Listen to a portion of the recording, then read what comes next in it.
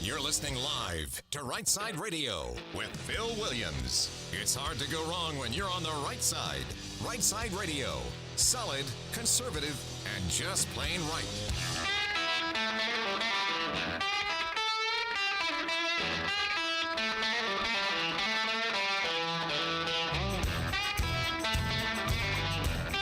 Alabama's syndicated news talk leader, Rightside Radio. Phil Williams here live in the Rightside studios. Man, we got the local, the state, the national, covering down on all the issues. And oh yeah, like the dude just said, solid, conservative, and just plain right. Well, welcome to it. Welcome to the day before Christmas, which I think deserves its own sound effect. And I don't know what we would play. How about just, let's give it the Fry-Yays type sound effect that we, yes. Merry Christmas. There we go. All right, I like it. The applause and the booms. Hey, welcome. Merry Christmas Eve Eve. Merry Christmas Eve Eve. That's exactly right. Hey, Merry Christmas to you. Merry Christmas Eve Eve and Christmas to you as well.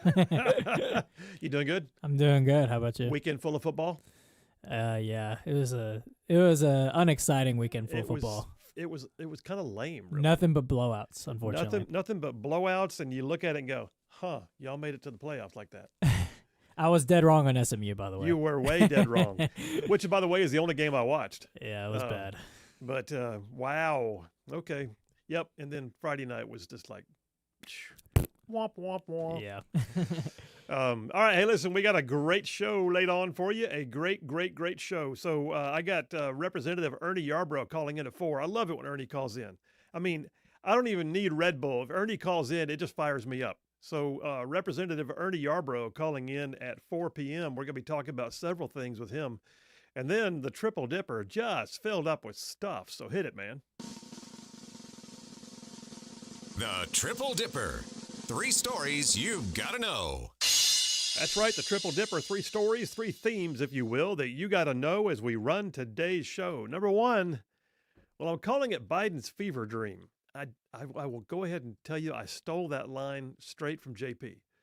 But a fever dream, what is a fever? So a fever dream is like the slang version of that is like a very strange, often unsettling or bizarre experience that feels like you're in a dream. Well, we're in Biden's fever dream right now. He is acting as if he won the election.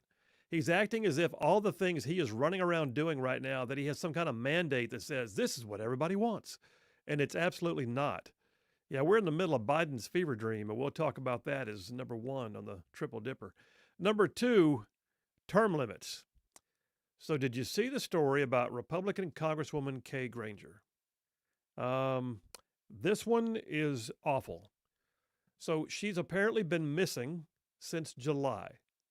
Excuse me? Yes, a Congresswoman has been missing since July. No one knew where she was. Well, they found her. She's in a dementia ward of a nursing home, no longer capable of doing her job, yet still holding the position, and her office is still there and open. It's just unstinking believable. And I wonder, is the argument for term limits being made on its own? Well, we'll talk about that. Number 2, Triple Dipper, term limits. And then number 3, faith rising. So we'll talk about term limits and faith rising with Ernie Yarbrough, but I've also got a clip from Cardinal Dolan up in New York. And listen, there's a clear indication that faith is fashionable again, if you will. And I don't mean that like faith is a fad. I don't want to say that. It's as if faith, it's like it's okay for faith to be in the public square again. And that's just good. So we'll talk about faith rising, number 3 on the Triple Dipper. All right, let me jump on into today's Right Side Way monologue. I will tell you, by the way, that what I'm about to say, a part of this is in this week's podcast. So this week's podcast, we're going to bring it out a day early because the whole podcast, the Right Philosophy podcast, touches on Christmas. So if you're looking for Christmas discussion or something to watch, I encourage you to catch that. It's going to come out tomorrow instead of Wednesday, so it'll be available for all of Christmas. But this story that I'm going to tell you in a minute is part of it. And I'll remind you also, too, by the way, guys, attorney Stan McDonald, partner at the law firm of Wilmer and Lee. He is a 30-year veteran in the practice of law, and he's the sponsor of the Daily Right Side Way monologue, and I'll tell you more about him in a minute. So look, one glance around the world, and you're going to tell pretty quickly that we are not in stable times, right? I I mean, the last 4 years, we've seen the outbreak of conventional warfare in Ukraine, the likes of which have not been seen in Europe since World War II. The Middle East, less stable, with the attacks on Israel by Hamas and Hezbollah and the nation of Israel. Israel, in turn, has been leveling whole swaths of the Gaza Strip, just emasculating Hezbollah, too, in Lebanon and Syria. The southern border, yep, the U.S. southern border, total mess. China sending spy balloons over our skies. The Canadian government's in upheaval. It's fair to say that the biblical reference of wars and rumors of war is very apropos. I mean, at every turn, the media is filled with headlines and punditry that lead off with terms like backlash and anger and harsh response, and one side accuses the other, and unrest occurs, and civil discourse is too often lost. And then comes Christmas. Christmas, whose true meaning is to welcome and celebrate the Prince of Peace. Peace, by the way, not as the world gives us, for in this world we will have trouble, but fear not, he's overcome the world. Remember that? I'm not talking about peace on earth, I'm talking about peace in us. The peace that surpasses all understanding, the kind of peace that you can have when nothing else in the world around you looks like you ought to have peace. You know, there's something absolutely different about the season of Christmas. I am fully aware, by the way, that not everyone believes like I do that this season that we're in is the timestamp of a birth of a Savior through divine intervention. But even if you set aside faith and you just look at Jesus as a historical figure alone, you'd still have to take note that no one has changed history more than him. No one has impacted more lives than the life of that one small child born in the manger. But yet even the hardest among us are aware that something different fills the air during this season of hope. We see it in the giving of gifts, the gathering of families, the time off from school and work. We see it in the stories of extra sacrifice and hard work to buy that one small gift for a child. It's evident in the wreaths that hang on doors and the lights on the trees. And say what you will, but Christmas is just different. Now, to be sure, there are those who don't celebrate for reasons of faith or maybe no faith. Christmas is not everybody's time of celebration. And I also know that families can find it to be a time of poignancy, marked by the loss of a loved one or the absence at the table of a service member who's serving overseas. But underlying the story of Christmas is a hope that things can be different. That even in the lowest of times and the darkest of moments, that a star can light a new way forward, that peace can break out in a time of unrest. Now, Christmas has a way of changing things too, I think. As surely as the history and faith of the world changed in a lowly Bethlehem manger 2,000 years ago, there are still moments in time today that cannot be explained except to say that the spirit of Christmas overcame the worst of circumstances. Like peace broke out when it made no sense to have peace. I mean, we can look to Washington's crossing of the Delaware at Christmas in 1776, a moment that led to victory that spawned other victories. A miracle in the midst of hardship that brought us to the birth of this nation. Books have been written about moments of faith and times of crisis in which answers came from seemingly nowhere during the Christmas season. Is it just a sentiment? No. There's something decidedly different about the Christmas season. Something that brings together what was once apart. Something that extends a hope that tides will actually turn. When peace descends like a blanket to cover the cold of discord. Like the miracle of the battlefield of peace that broke out in the trenches of World War I. You may have heard the story before. It's often referred to as the Christmas Armistice of 1914. So just weeks before that Christmas in World War I, Pope Benedict had actually called for a temporary ceasefire on the lines. He was asking that the guns may fall silent, he said, at least upon the night that the angels sang. But war is where men die and things get broken, right? Officially, the Pope's plea for peace on the battlefields of Europe in 1914, it was actually rejected by leadership on both sides. It's said that the misery of trench warfare in the First War to end all wars was on a scale that was unparalleled in world history. And on the night of Christmas Eve 1914, in the mud and the slog of the trenches in Belgium, the 1st Battalion of the Royal Warwickshire Regiment from England was dug in, and they were utterly miserable. The trenches were dank and cold and fearful. The men of the regiment had been on the line for endless days and sleepless nights. A British machine gunner named Bruce Bairnsfather, he later wrote that as he huddled in his freezing narrow trench covered in mud, that he began to hear singing. Singing? I mean, that made no sense. No one sings like that in war. So he called out to one of his fellow soldiers, asking if he could hear it too. German soldiers were across no man's land in their own trenches singing Christmas carols. And there in the darkness, some of the British soldiers began singing back. And then a voice with a thick German accent is said to have called out across a span between the lines saying, "Come over here." Well, that wasn't normal. This did not fit the moment. They're in war. They're in the trenches. Well, after the call was repeated again, one British sergeant yelled back, he said, "You come halfway and I'll come halfway." And what happened next is recorded in soldiers' diaries, letters home, dispatches from the front. It said that one man climbed out of his trench and walked into the void to meet the Germans. And a short time later, he returned smoking a new cigar and smiling at the astonished men of his unit. And then all across the lines, running the length of the Western Front, groups of French and Belgian and British and German soldiers all declared unofficially a ceasefire. And they crawled out of their fortifications and they met in the middle to celebrate Christmas. And for just a little while, peace broke out at Christmas right there in the trench lines. It's said that soldiers who had been fighting and dying just most recently began to shake hands, sing together, swap cigarettes and cigars, and pour the occasional libation. And in more than one instance, impromptu soccer games broke out. Western soldiers gave German soldiers haircuts. Men of both sides helped their enemies retrieve the dead who littered the battlefield. British soldier J. Redding, he wrote home and told his family, he said, quote, "I shook hands with some of them, and they gave us cigarettes and cigars, and we did not fire that day, and everything was so quiet it seemed like a dream."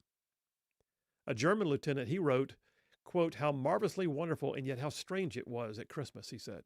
"The celebration of love managed to bring mortal enemies together as friends for a time," is what he wrote.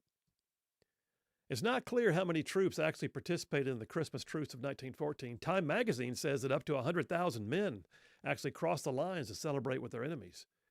High commands on both sides were said to have been shocked and disapproving. But it was Christmas. Something was different. Peace that surpassed all understanding had taken a foothold, and it was a battlefield time like no other. And a memorial was erected in England's National Memorial Arboretum that commemorates the Christmas truce. It's cast in bronze. It's a plaque, and at the memorial, it depicts on the plaque two uniformed arms reaching out and shaking hands. And 10 years ago this month, in 2014, on the 100th anniversary of what has now become known as the Christmas Armistice, the English and German national teams played a match in remembrance of the men who had kicked the ball together in no man's land. It's said that as the day drew to a close that day on the battlefield, that a German soldier walked up and said to one rifleman from the British 3rd Rifle Brigade, he said, "Today we have peace. Tomorrow you fight for your country, I fight for mine. Good luck." So I'm telling you, Christmas is different. It doesn't mean that problems go away per se. But the season that we're in is one that extends hope in hopeless times. I feel good about where we're headed in 2025, to be honest. But I also know that the road will not always be easy. But I know in the depths of my very soul that the God of peace will be with you if you let him. So my friends, may God richly bless you with the hope of this season, no matter what your circumstances. May peace actually break out in your life, whether it makes sense to have it or not. Merry Christmas from all of us here at Rightside Media. And that's a wrap for the Right Side Way. Yeah, that story is amazing. Every time I read it, it gets to me. And I included, like I said, I included part of that in the podcast for this week that comes out tomorrow. I just felt like it was necessary. But you guys, peace that surpasses all understanding, that's what it's about. The Prince of Peace came on Christmas 2,000 years ago, and he can even stop a battle in full stride. Phil Williams, Rightside Radio. Y'all stay tuned. We'll be right back.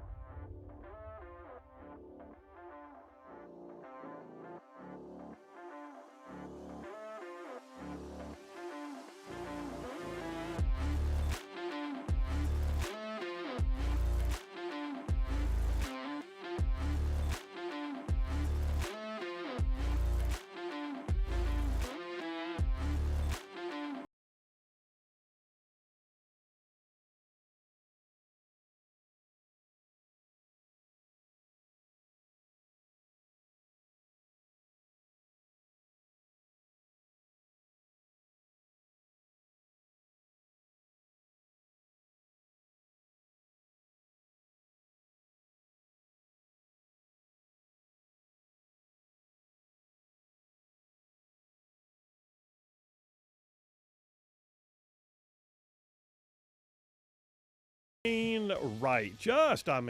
Man, just saving the world one soundbite at a time.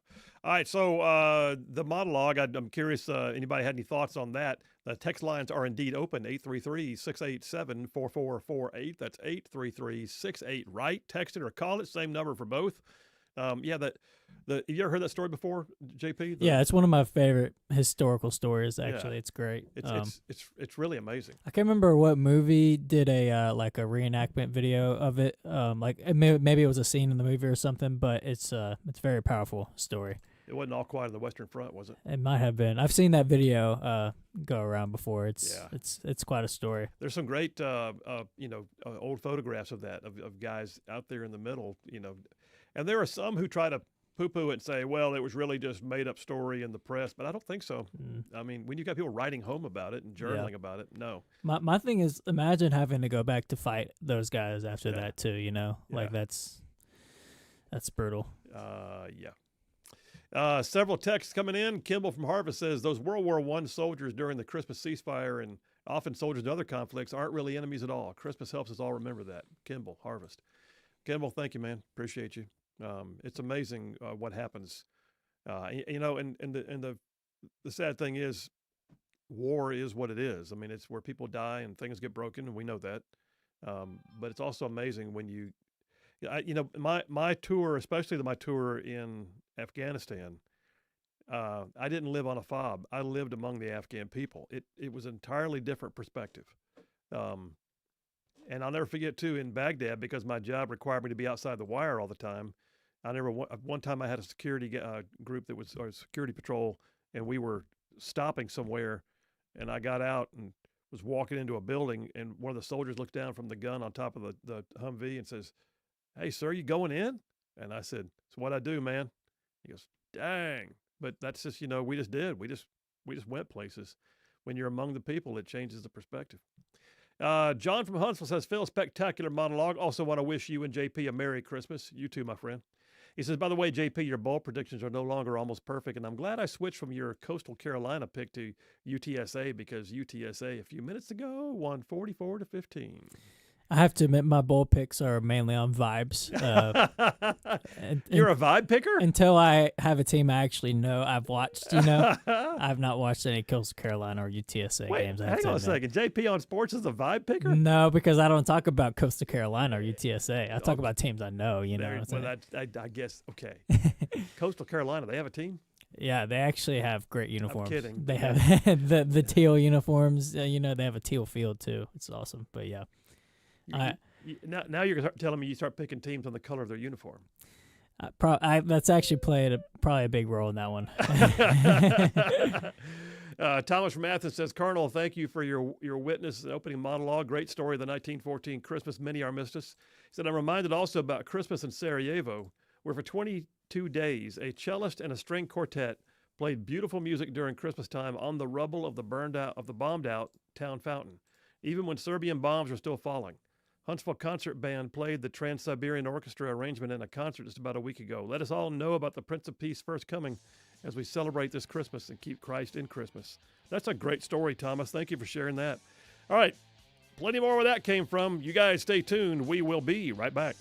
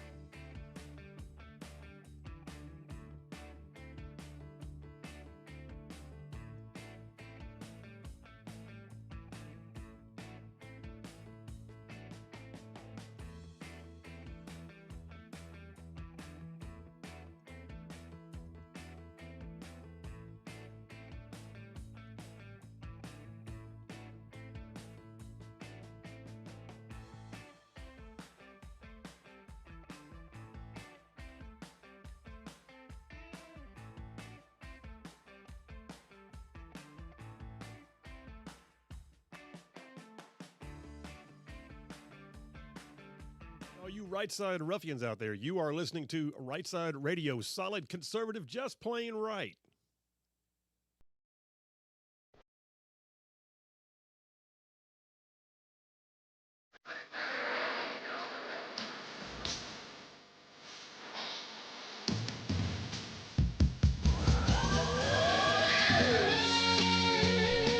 And we are back. Phil Williams, Rightside Radio, solid conservative and just plain right.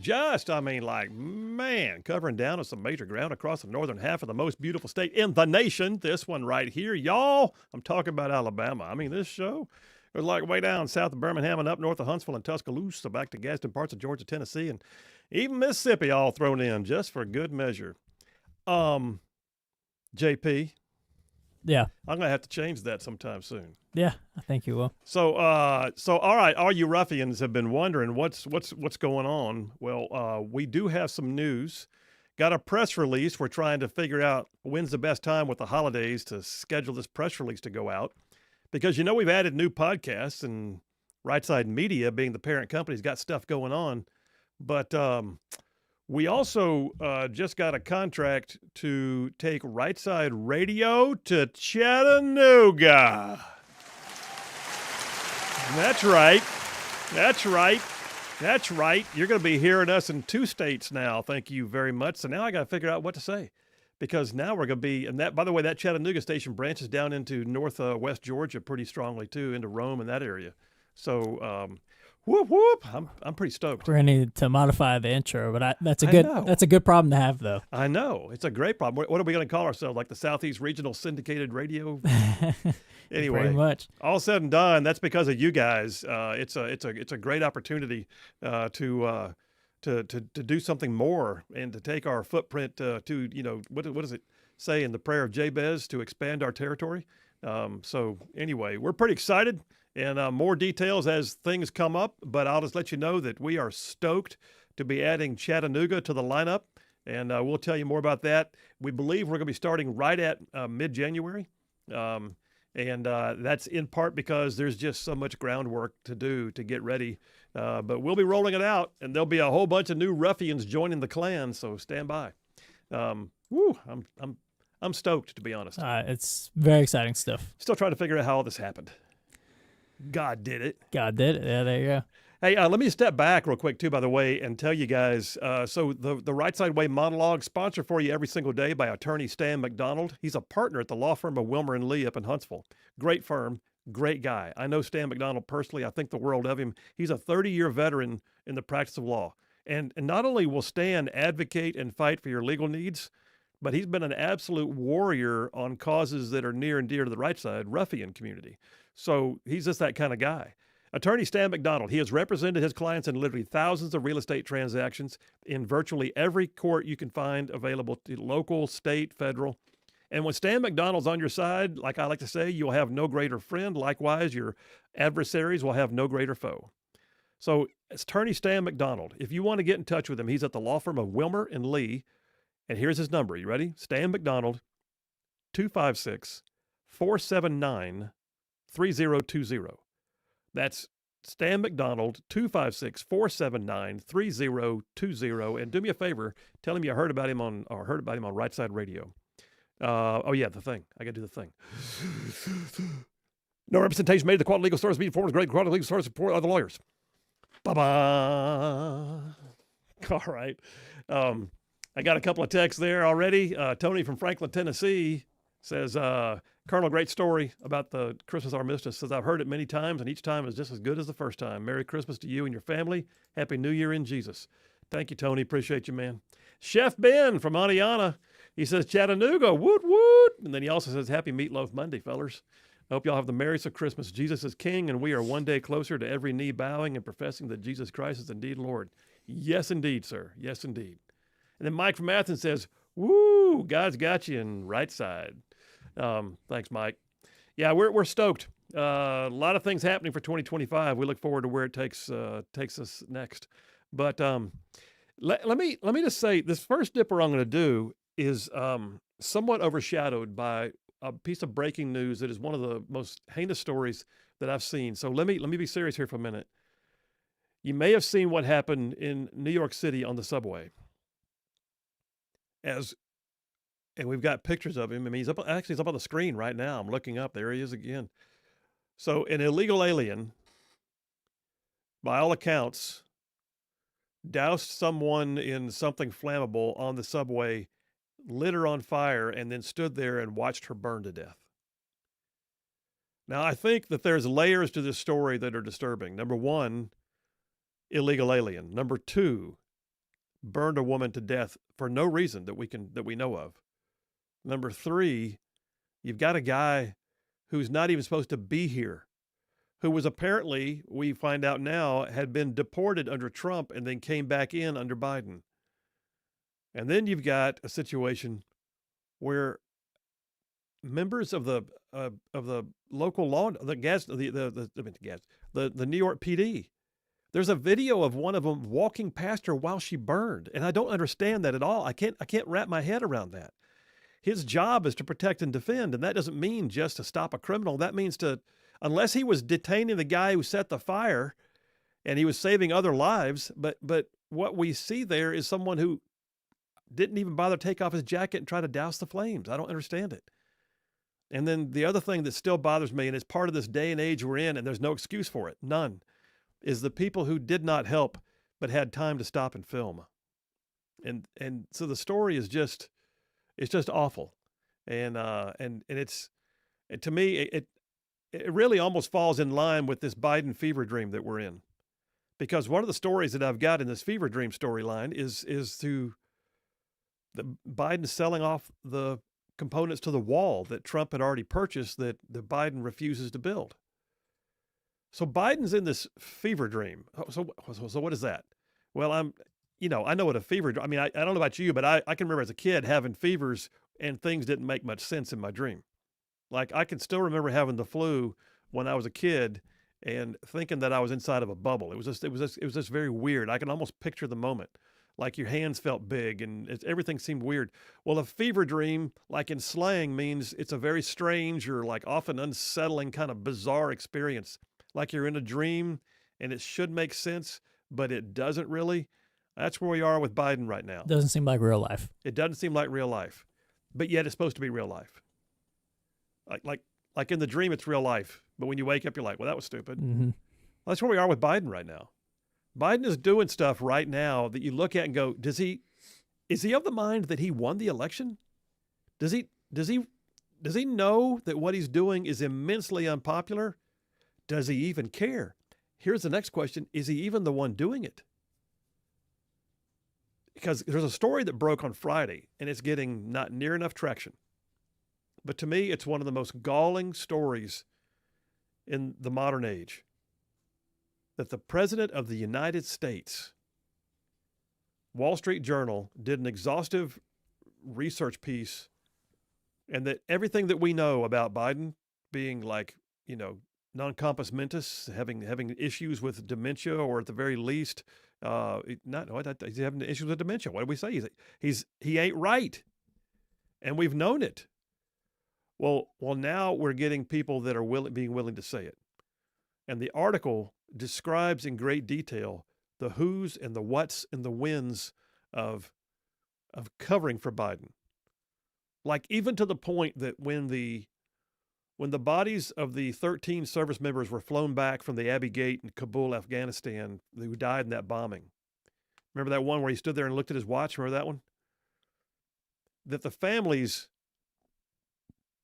of the fallen had to wait 3 hours because Biden was on Air Force One napping and they didn't want to wake him up. My head just wants to explode when I hear that stuff. But it's because we've had somebody who never should have been in the office in the first place. Or at the very least, someone should have had the brass to say, this is not good for the country. This is really bad. Someone's going to find out about this and I can't be a part of it. And where was his wife? I mean, does she just want another glamour shot on Vogue, Vogue magazine? I mean, the idea that she would be the closest person in the world to him, allegedly, and let this happen. But all that to say, we are now in a place where Biden is committing official acts, or at least his name is. How about that? In the name of Biden, things are happening where we look at it and go, wow, dude, you are living in some kind of fever dream right now. You are of the mind that you have a different level of capacity and mandate from the people than you really do. And it's like a blind, right now what's happening, we're seeing more and more members of the administration are rushing to get as much of their agenda done in the last 30 days as they possibly can. I'm talking about spending money. I'm talking about erasing debt. I'm talking about selling off the wall. I'm talking about on and on and on. Whatever they can do to get it done, as if they are the ones who are maintaining the office after January 20th. And it's just gross. Just absolutely gross. Well, we're going to talk about it in great detail. I got a whole litany of them. Before I go, I got a couple text messages. Appreciate all of you. Brian from Huntsville texted in. He said, Joyo Noel to you, Colonel Phil, and all the right side ruffians. Thank you, sir. Appreciate you, Brian. And then Wiley from Gunnersville says, Phil, I believe the illegal who burned the woman to death was carrying out his gang initiation. That's the only scenario I can come up with. I wish you, your family, and all who contribute to Right Side a Merry Christmas and a prosperous New Year. Thank you, Wiley. Appreciate you very much. Yeah, I don't know how to explain that thing about the burning, but I do know this. It happened on Biden's watch. It happened on Biden's watch. It's an illegal alien who may well not have been here had the Trump policy still been in effect. If the border had been closed, if security had been provided, if they hadn't been a sanctuary policy, in New York City and others, he might never have been there, and that woman might still be alive. All right, we're taking a break right now. We'll come right back. I'm in number 1 of the Triple Dipper, Biden's fever dream. I got a series of articles, some of which are going to curl your hair in case you hadn't already heard of them. Phil Williams, Rightside Radio. Y'all stay tuned. We will be right back.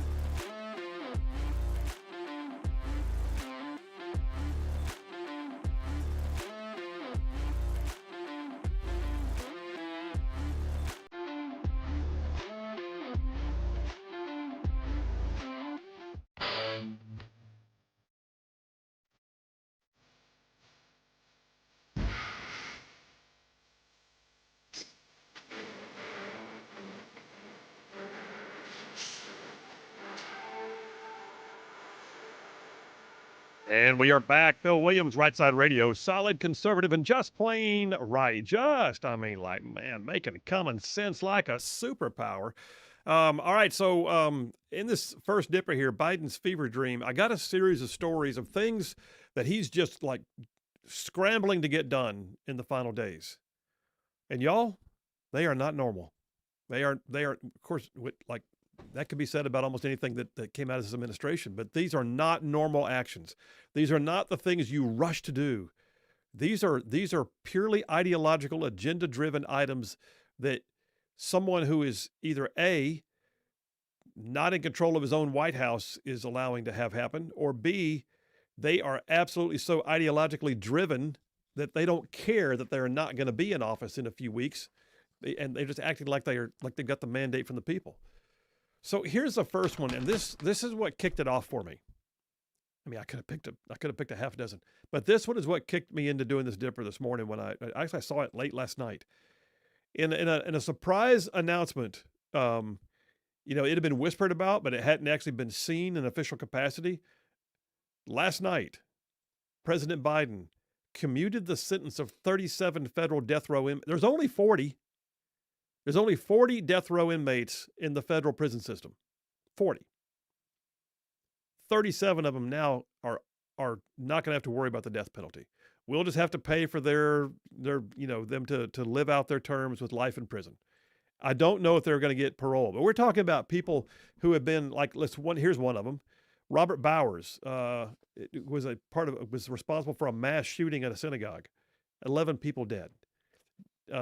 I take it back. Let me rephrase. There's 3 of them that did not get it. He's one of them that did not get it. So I guess I should rephrase that. It's a hate crime. If it was a hate crime or something to do with terrorism, they didn't get it. So the Boston Marathon bomber didn't get it. A white supremacist, Dylan Roof, he did not get it. And then Tree of Life synagogue shooter, Robert Bowers, he did not get it. But 37 others did. The 37 others, though, were murderers. Some of them killed all of them. Killed law enforcement officers, killed children, killed other inmates. 2 of them had actually escaped from prison and killed people while they were out and then were put back in prison. I mean, these are not people who have evidenced a life that says you need to have leniency. There's nothing in this that says, Mr. President, here's a single case example of someone who deserves your special attention. No, none of that. The commutation of a sentence should be something that comes to you in a review on a case-by-case basis, and you look at it and go, in the interest of justice, I feel like this is likely. Like you can tell that the jury was biased, or you can tell that the law has changed since then. They never would have been convicted if things were the way they are now. They've served out most of their sentence, and there's a hardship, like the guy's dying of cancer. And I see all that. Not in this case.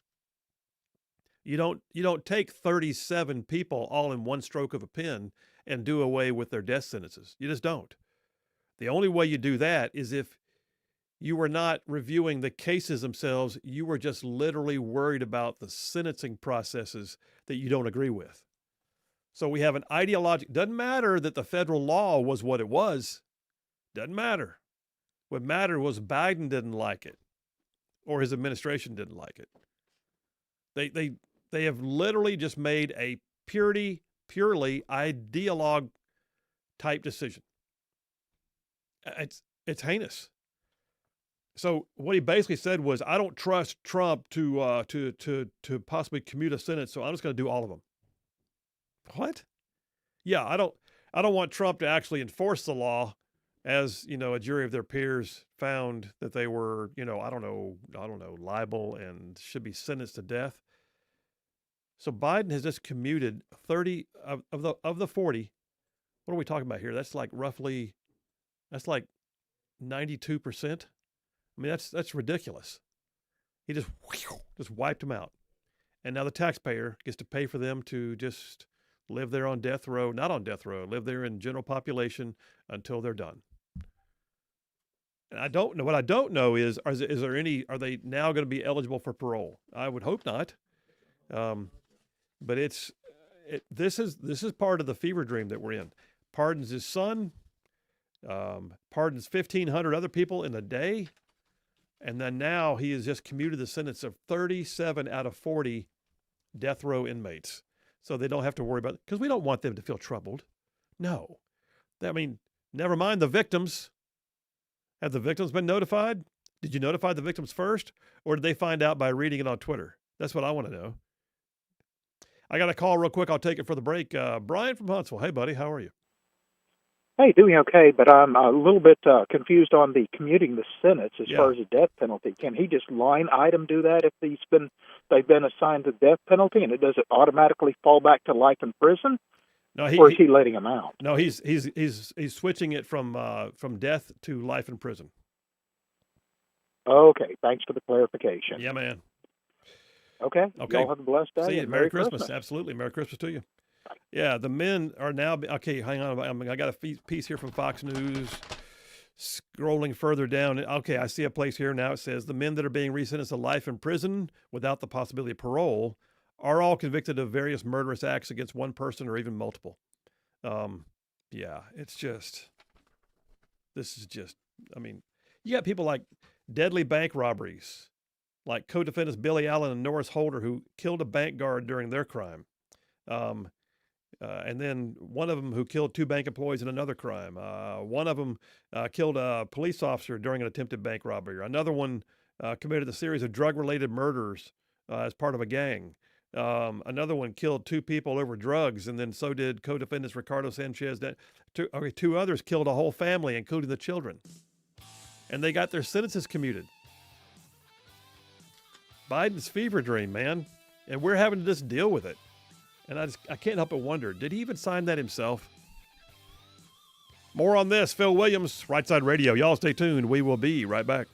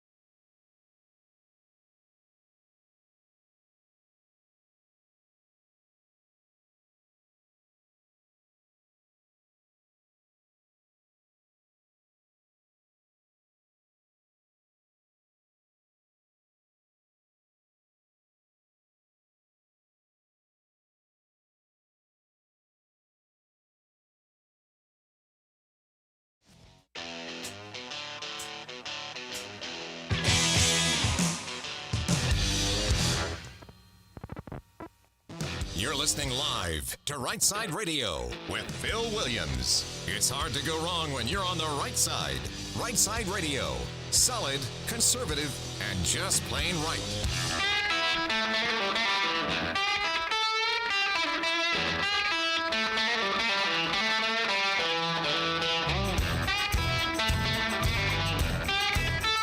Alabama's syndicated news talk leader, Rightside Radio. Phil Williams here live in the Rightside studios, man. We got the local, the state, the national, covering down on all the issues. And, oh, yeah, like the dude just said, solid, conservative, and just plain right. Well, welcome back. Hour number 2 here on, we call it Christmas Eve? Christmas Eve. Christmas Eve.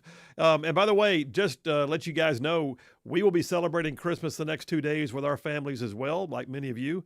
So there will be a best of, we like to call it, where we put together shows from the past and send it in for them to play tomorrow and the next day so that we can also be with our families. So thank you for excusing us and giving us the opportunity to do that. Several text messages. Victor from Huntsville says, Phil, for the 37 with the commuted sentences, maybe Trump could order they all be housed in one large cell and then just allow their natural selective instincts and behaviors to play out. The left should support this as evidence of one of their favorite theories, survival of the fittest. You know what, Victor? I'm for you, man. I'm saying yes. Put them in there. And by the way, when you do, let them stay hungry for a day and then sling a burger in the middle of the room and just see how it goes. They'll be knifing each other over a burger. It's taxpayers will have less to pay for. Jerry from Decatur said Biden's works-based religion is what took those death row inmates off of death row. And if he did that in revenge to Trump, someone should tell him that vengeance is mine, says the Lord, I will repay. Seems to me that he's digging a hole deeper to fall in. Airborne. Jerry from Decatur. Appreciate you, Jerry. Thomas from Athens says Biden and his evil puppet masters have completely spit on the families of those heartlessly murdered by those 37 federal killers. And there's little known about those affected by the violent ones being among the 1,500 plus that he already pardoned last week. He said, add insult to injury for all the tax money wasted on trying endless appeals and now life imprisonment for the 37. Yeah.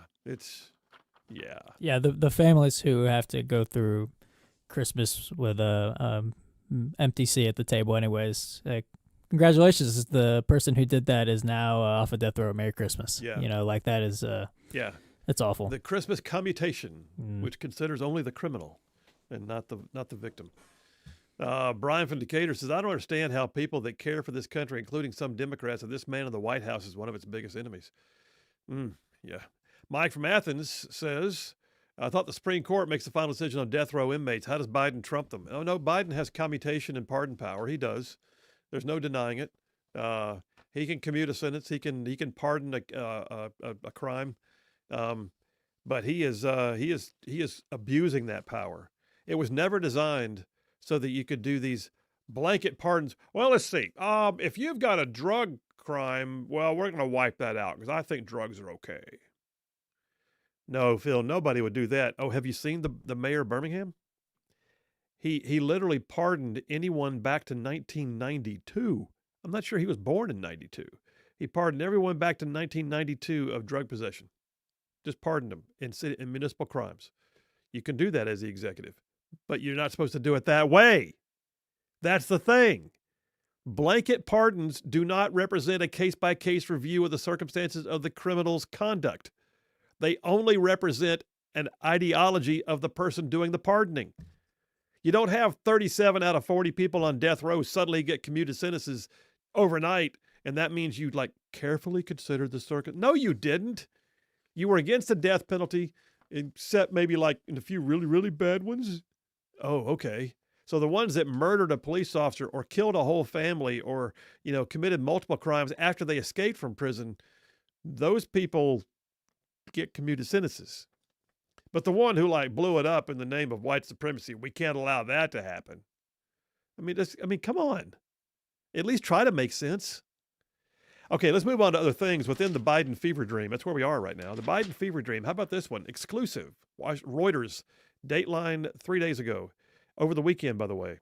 U.S. to announce a final package of new arms for Ukraine in coming days. I don't think he realizes the checkbook is about to be taken away. Then again, maybe he does, but another $1.2 billion. Another $1.2 billion to Ukraine, and nothing's changed. There's been no calling for a plan. There's been no what is the exit strategy. There's been nothing except how much do you need? Just keep the pictures in the drawer. I don't want them to see that about me and Hunter. Just keep that in the drawer. How much do you need? Another 1.2. I got 1.2. I need to get him 1.2. Somebody write me a check. I'll sign it. That's where we are with Biden. And that's just kind of gross, to be honest. But as long as we're spending money, why don't we just wipe out debt?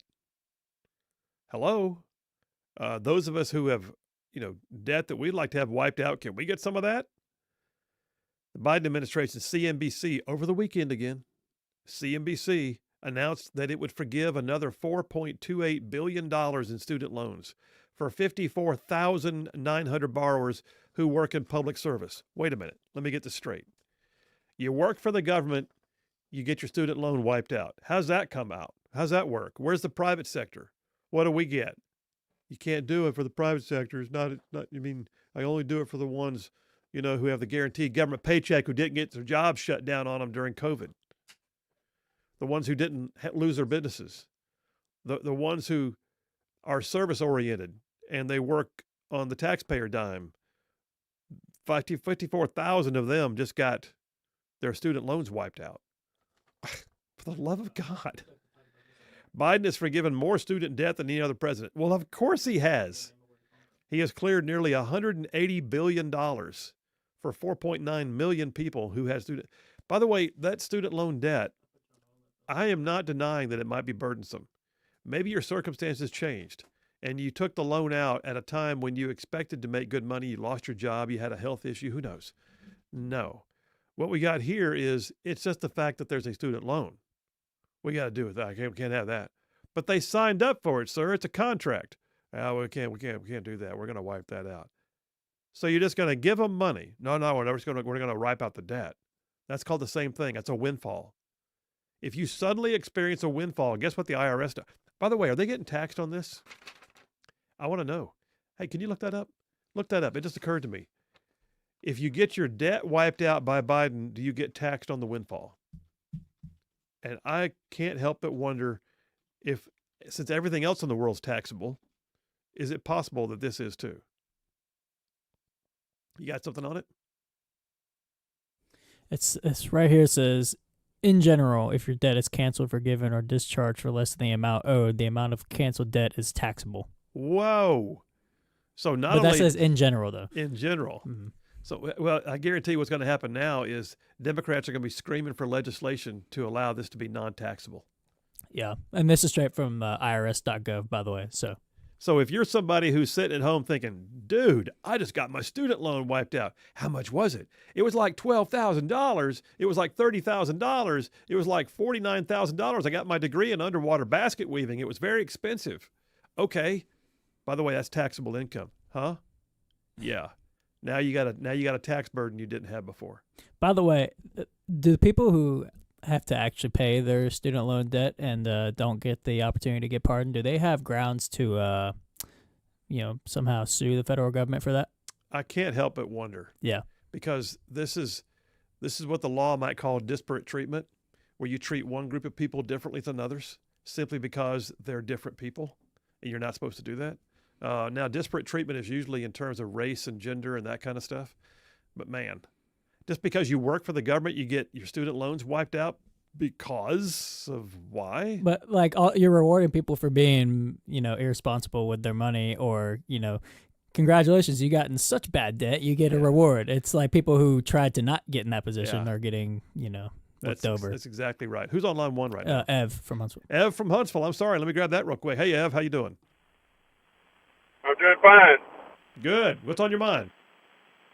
Well, two things really. Now that you mentioned that taxable income, I'm in a real estate business, and when people were getting their mortgages short sales back in the late 2000, 10, 8, 9 era, they were getting taxed 10 for this taxable income. Hey, Ev, your phone just broke up, man. We just lost you. You there? We lost him. I'm here. I don't know. Okay, now I got you back. Are you on a speakerphone or something? I think, and it was cutting out. Well, yeah, Yeah, I'm in my car, and I didn't know if it was going to give you feedback or not, so I was on my cell phone. Well, so yeah, you got to. I recall that, and it was a shock to some people to suddenly have a taxable base they didn't expect. Absolutely, and we had a lot of customers upset about it, but there's nothing we can do about it. Yeah. But I originally was calling because there's a movie called Silent Night. And I don't know if y'all discussed that. I had to go do an inspection in between your conversations. And it's a movie about, in World War II, it's supposed to be based on a true story, where a German squad and an American squad came together one Christmas Eve in a German household out in the forest. No, I have not seen that one, but I'll check that out. Is it like available on streaming somewhere? Yeah, I always watch it every Christmas, and I came across it years ago, and it's a German lady and makes them put their weapons outside. How about that? Now, I'll check that out, Ev. Hey, thanks very much. We got to go to a break, but I appreciate you. Merry Christmas. Merry Christmas. Thank you. All right, thank you. Hey, take it to a break there, brother. I just realized I was running long, but yeah, that sounds like one I got to check out. Silent Night. I love the sound of that story. All right, listen, we're taking a break. We're coming right back. I'm still in Biden's fever dream. Y'all stay tuned. We will be right back.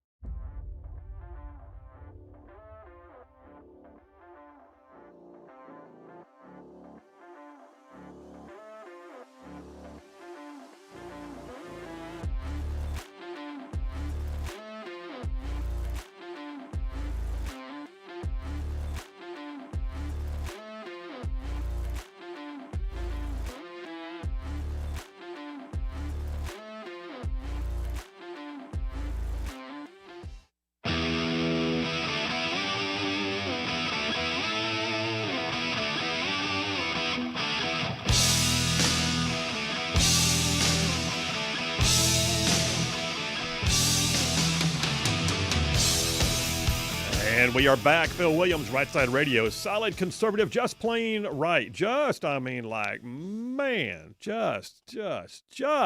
the world, one soundbite at a time. Several text messages. Victor from Huntsville says, Phil, instead of calling it Christmas Eve, call it what it is. Festivus for the rest of us. It is time for the annual airing of the grievances. I think I know what you're referring to. I can't say it out loud. I'll lose points. Oh, okay. Yes. That is where I heard that. Yes. Chris from Gadsden says, so are your best of shows for Christmas going to be a replay of shows where Lee from Huntsville was guest hosting? No. No. Mm. Chris. Mr. Snark. Brian from Huntsville says, how much beer did our taxes pay for in erasing those student loan debts? Ain't no telling. Mm. I mean, that was a whole lot of, dude, I got my underwater basket weaving degree for free now. That's what that is. Bruce from Springville says, I can't wait till January 20th when the garbage finally leaves office, no doubt. And then John from Huntsville says, Phil, you're doing a fantastic job so far. Keep up the good work. Thank you, John. Appreciate you. Maybe not so more after that reference. Come on. So I got a story here. In the Biden fever dream, part of it is to make sure you give all the money to all the right places. How much money we got? We got money? Is there any in the account? Drain the accounts. What do we got? Write the checks. How about this one? Townhall.com. Amid growing unrest over rising crime, reports are emerging that staffers within the lame duck Biden administration are pushing outgoing President Joe Biden to allocate millions in taxpayer dollars to support initiatives that effectively defund the police. What? Like, come on. Please, really? Yeah, all in the name of appeasing the far left fringe of the Democrat Party. So the group is lobbying hard in the White House, apparently, for an organization called Climate Justice Alliance. Now, that doesn't sound like the most liberal something or other. I mean, the only thing missing here is the word transgender. I don't know what. Anyway, Climate Justice Alliance. CJA, Climate Justice Alliance. CJA has a long history of supporting defund the police movement. They're very pro-Palestine. They want to end the U.S.'s collaboration with Israel. And last year, the EPA, the federal EPA, announced that it would give a $50 million grant to Climate Justice Alliance. I mean, where would you think they're based? Where would you think? Are they in the U.S.? They are. San Francisco? You're very close. Berkeley. I put them in the same category. Yeah. It was all part of the Biden spendorama so that's happening. By the way, what are they doing with that $50 million? I'm very curious.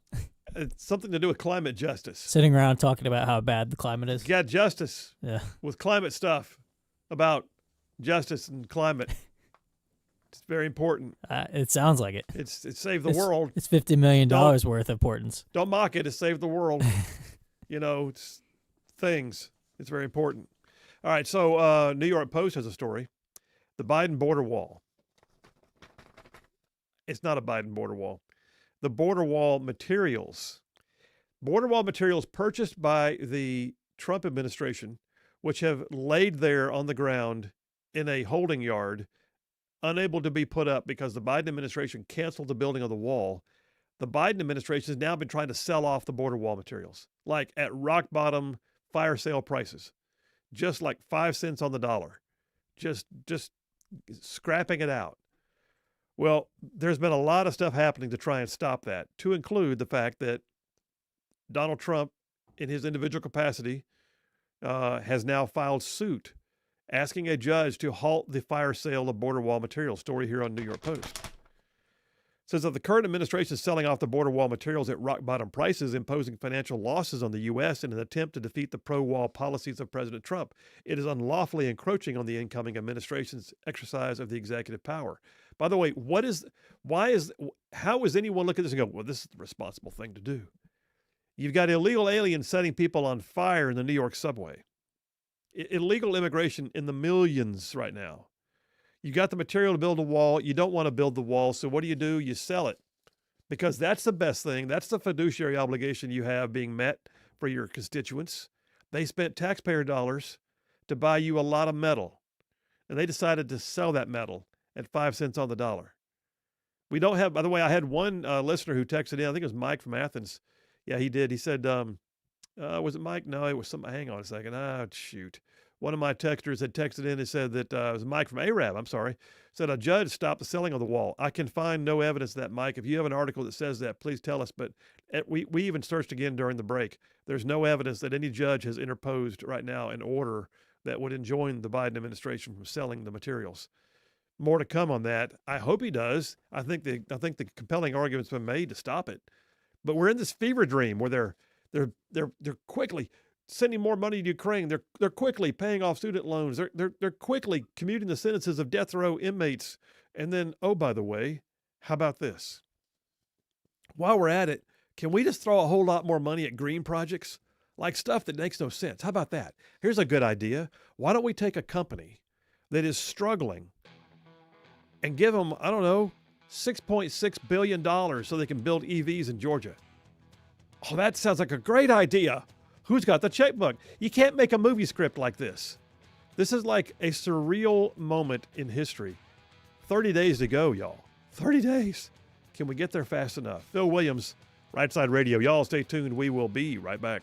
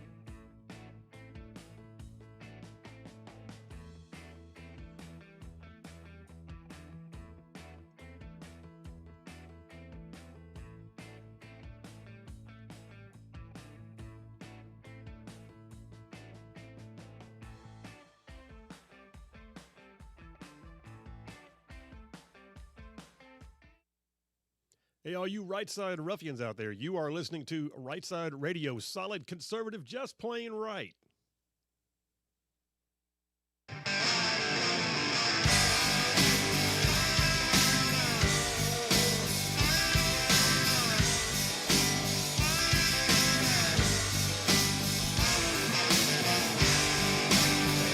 And we are back. Phil Williams, Rightside Radio, solid conservative and just plain right.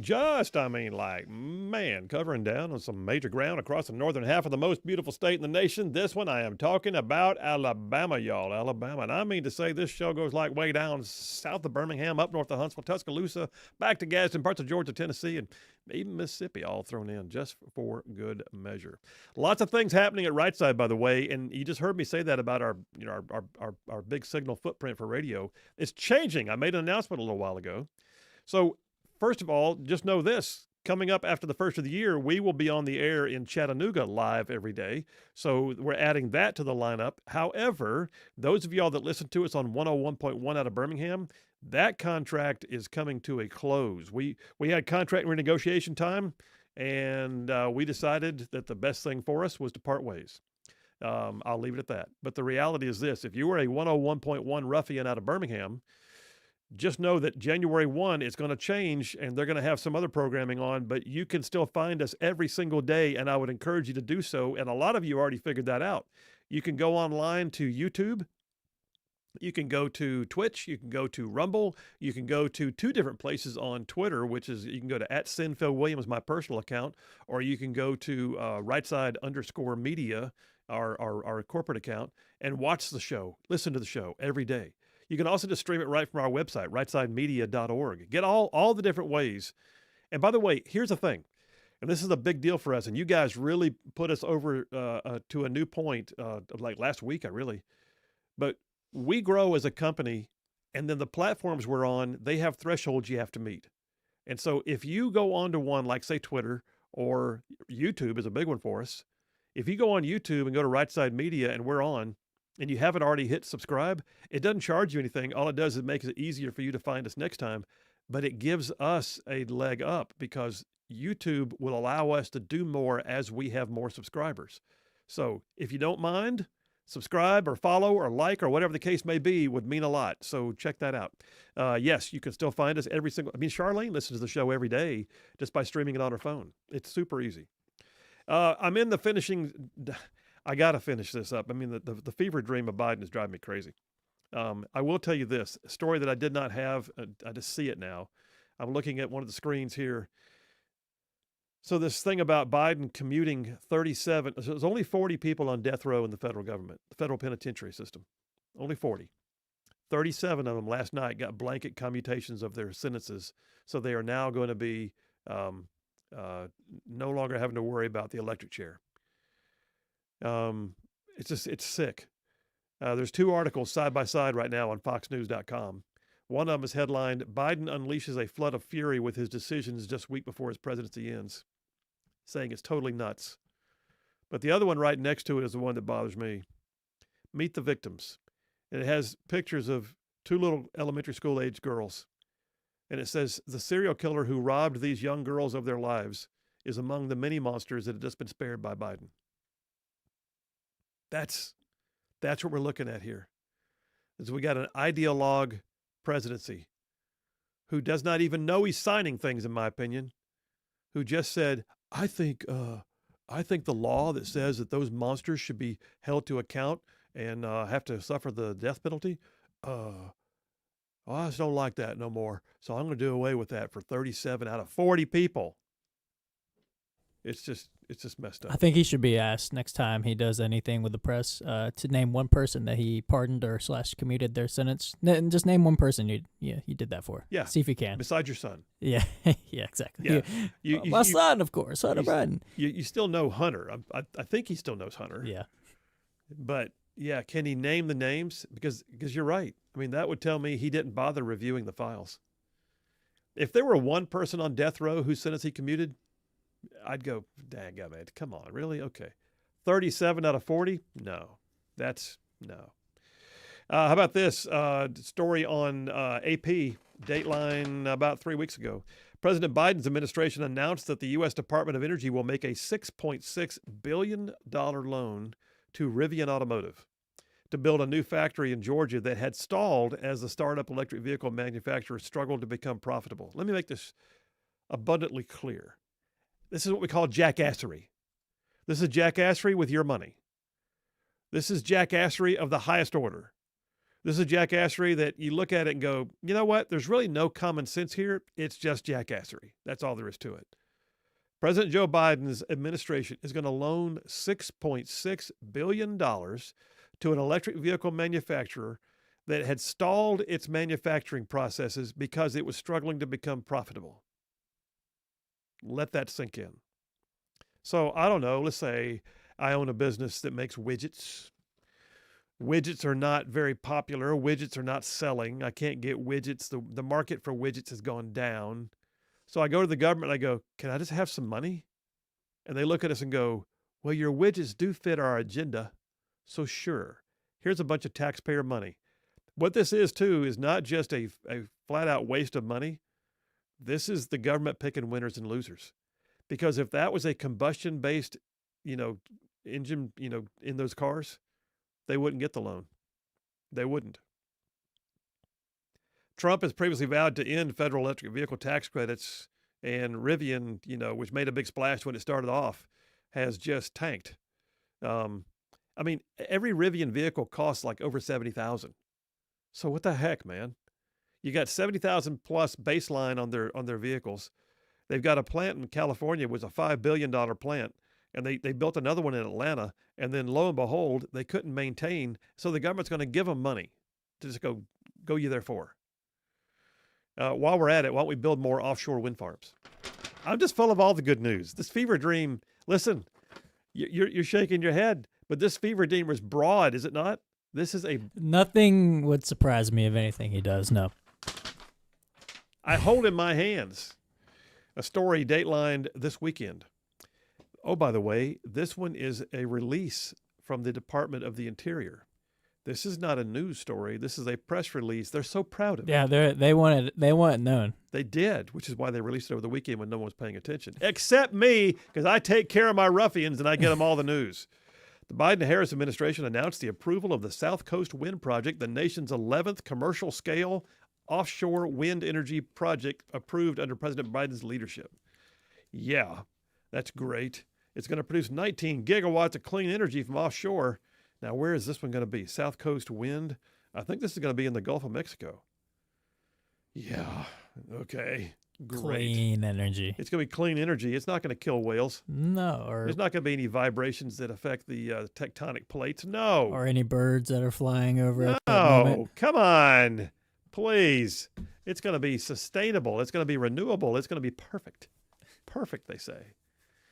Yeah, until they all collapse and form, unnatural reefs at the bottom.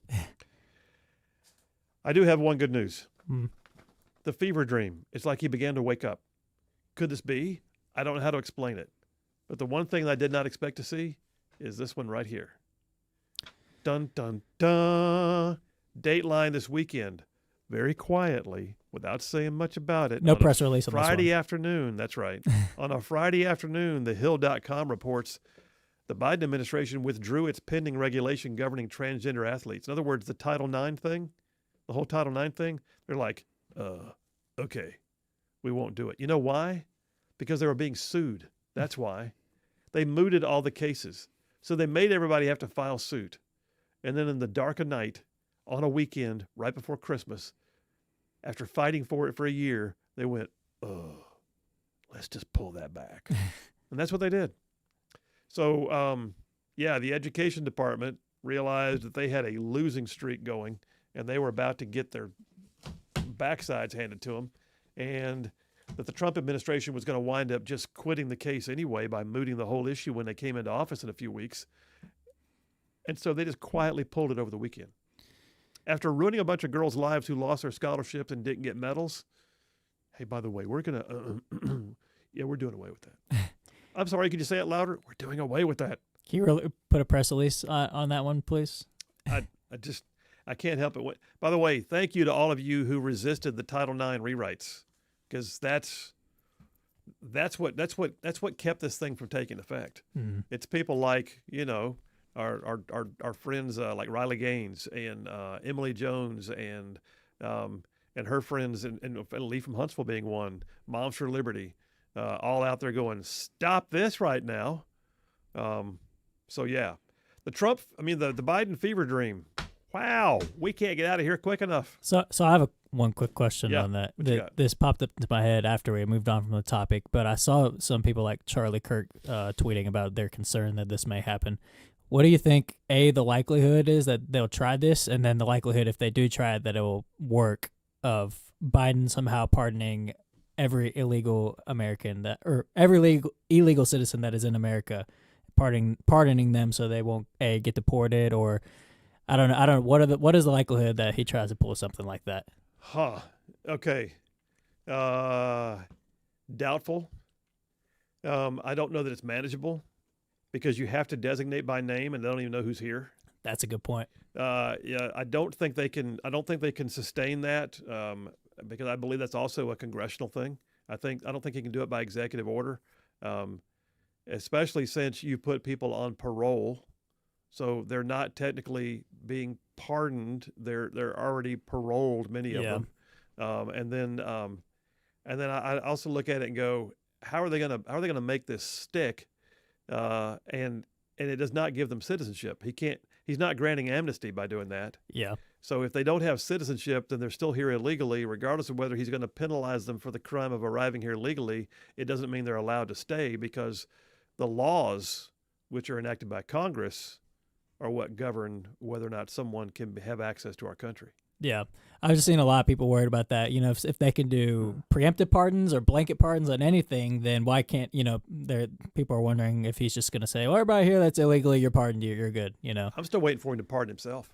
Yeah. I mean, seriously. That's true. I'm still waiting for him to say, I hereby pardon me.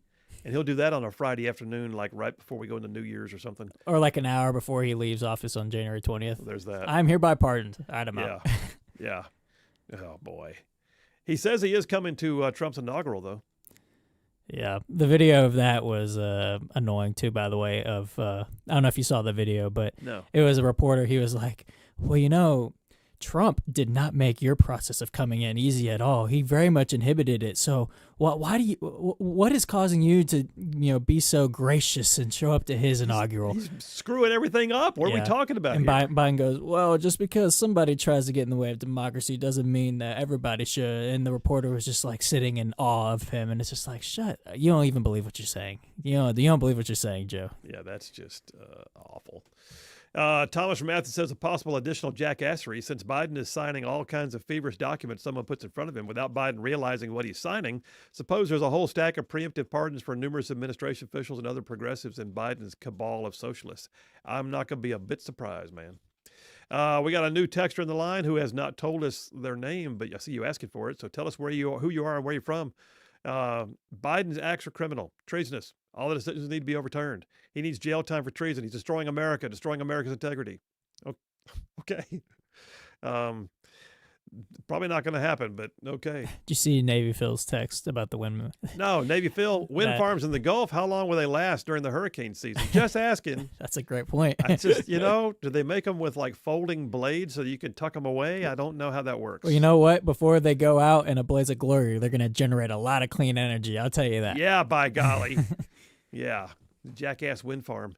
Ben from Decatur says, regarding Biden giving billions to Rivian, hasn't all loans to electric vehicle plants went belly up? I mean, lemmings never learn. Yeah, I mean, lemmings keep jumping off the cliff, don't they? What the heck? By the way, did you know that Lemmings to the Sea was actually fake? No, I did not. I think I did a whole monologue on it one time. It's a pretty epic story.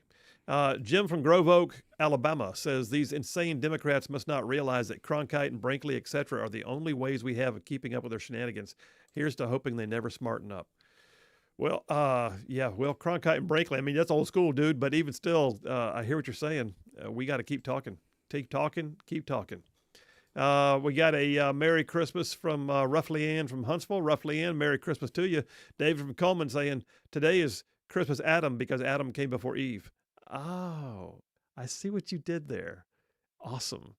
And our new texter, by the way, is Doug from Huntsville. Doug, welcome to Right Side's text lines. We're glad you're part of the Ruffian team. All right, listen, we got plenty more where that came from.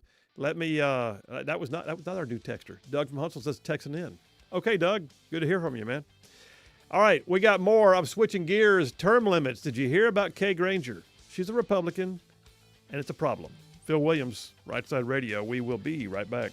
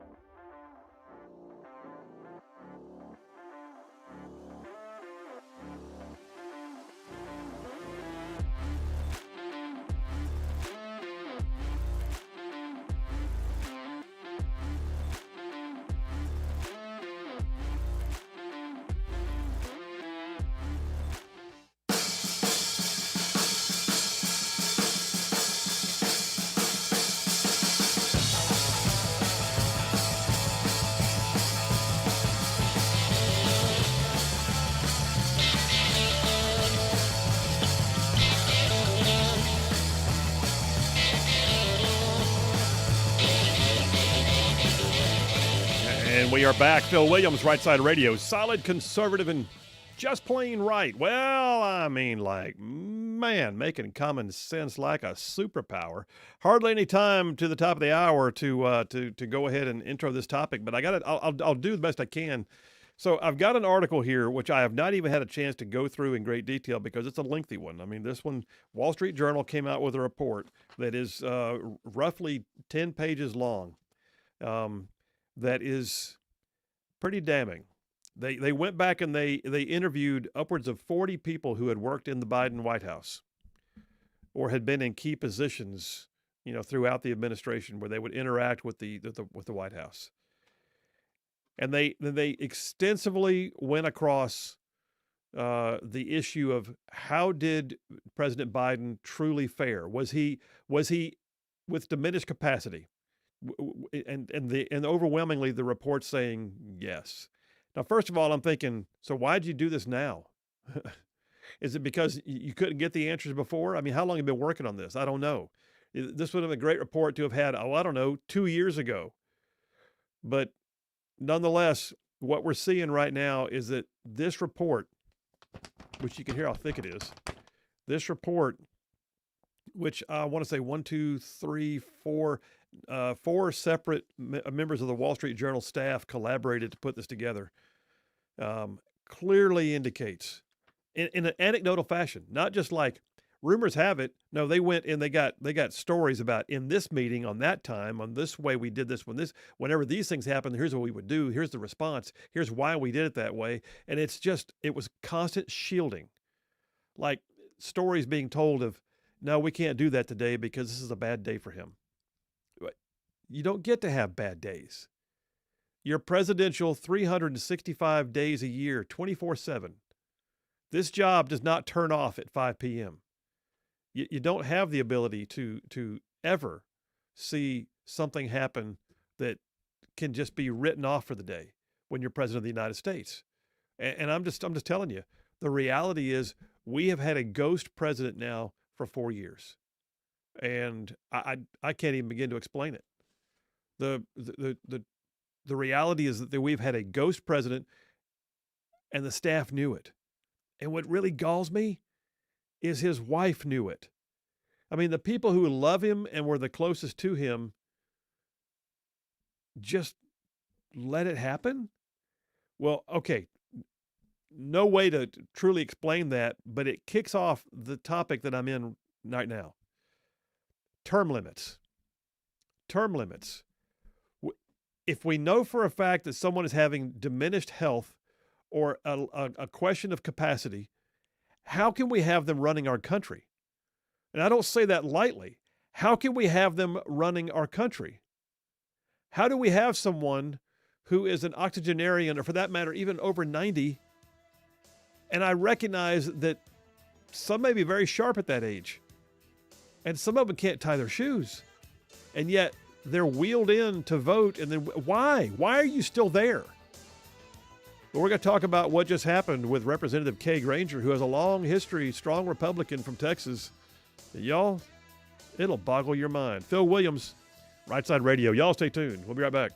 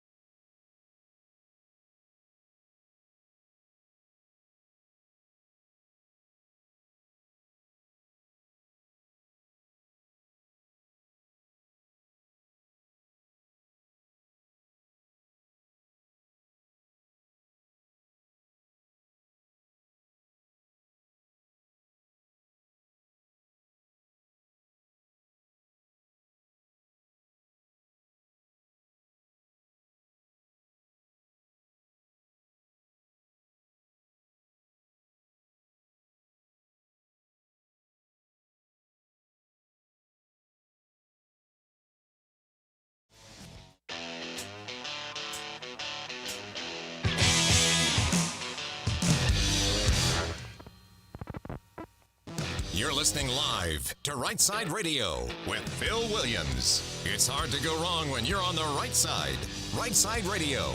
Solid, conservative, and just plain right.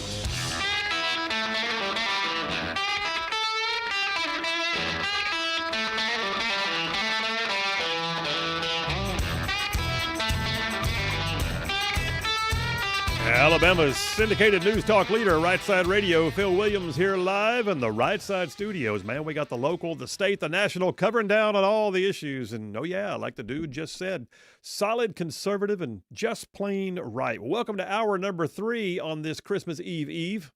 And somebody else called it, what, Christmas Adam. Christmas Adam, because Adam comes before Eve. Yeah. Hey, I introed the topic right for the top of the hour. I'm talking about term limits. Wow. Listen, down in Montgomery, when I was in the state Senate, I was one of the only senators who would consistently co-sponsor bills for term limits, and they never came out of committee. I mean, you couldn't get them moving.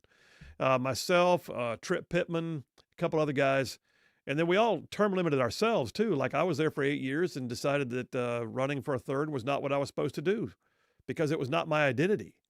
And yet so many in public office, they get in there, and it's not just their career, it's their identity.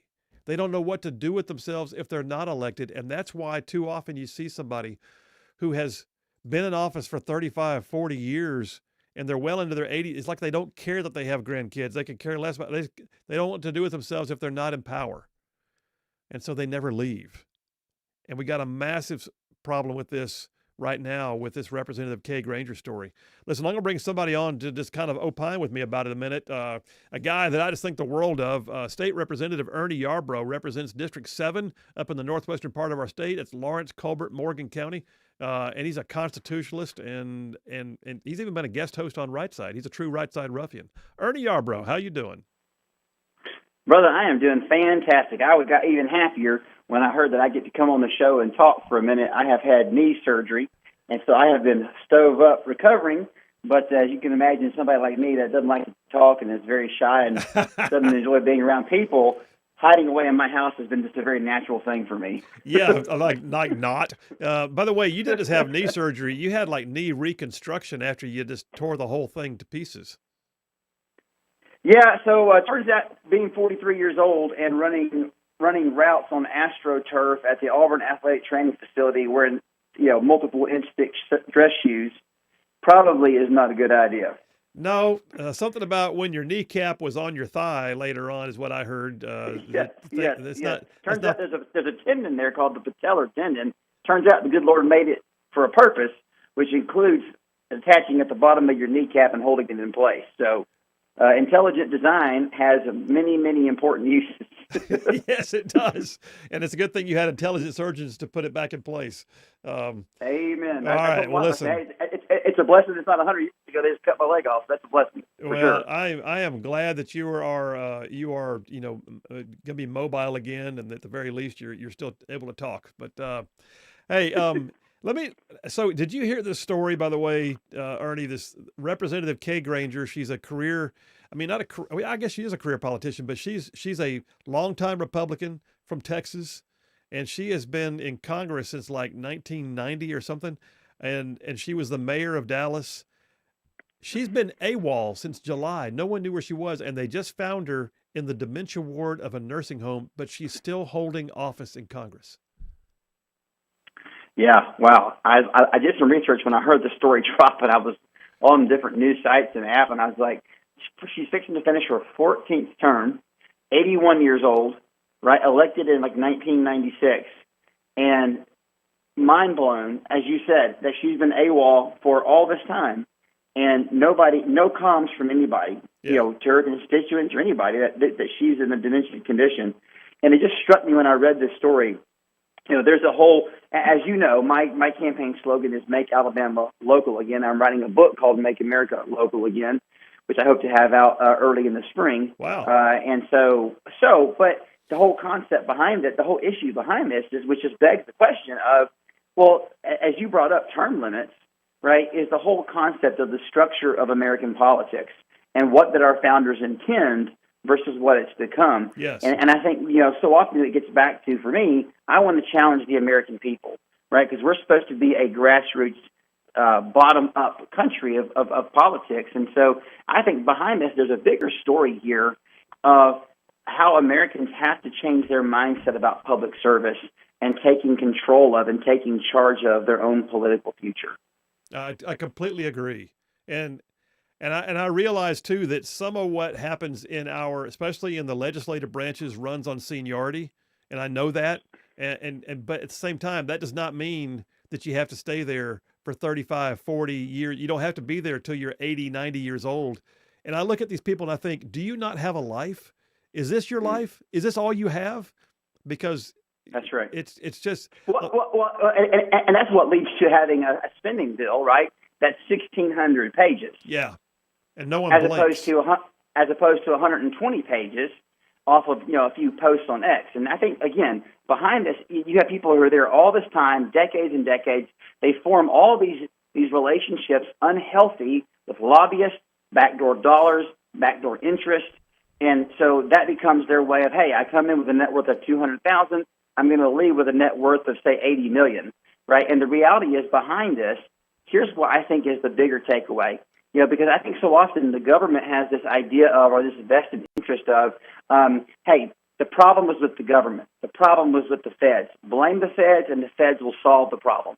No, the problem here, I love my constituents and the American people, and when we acknowledge that the fault is ours, then we can fix it. The problem is the American people. We have failed to take responsibility for our elected officials, and that, you know what, you're meant to be there for a few terms and you're out. Because the whole idea of representative government, right, is that it's of, by, and for the people. And it's kind of like, growing up, when in your generation and then before you, my dad's generation, right, it's like military service.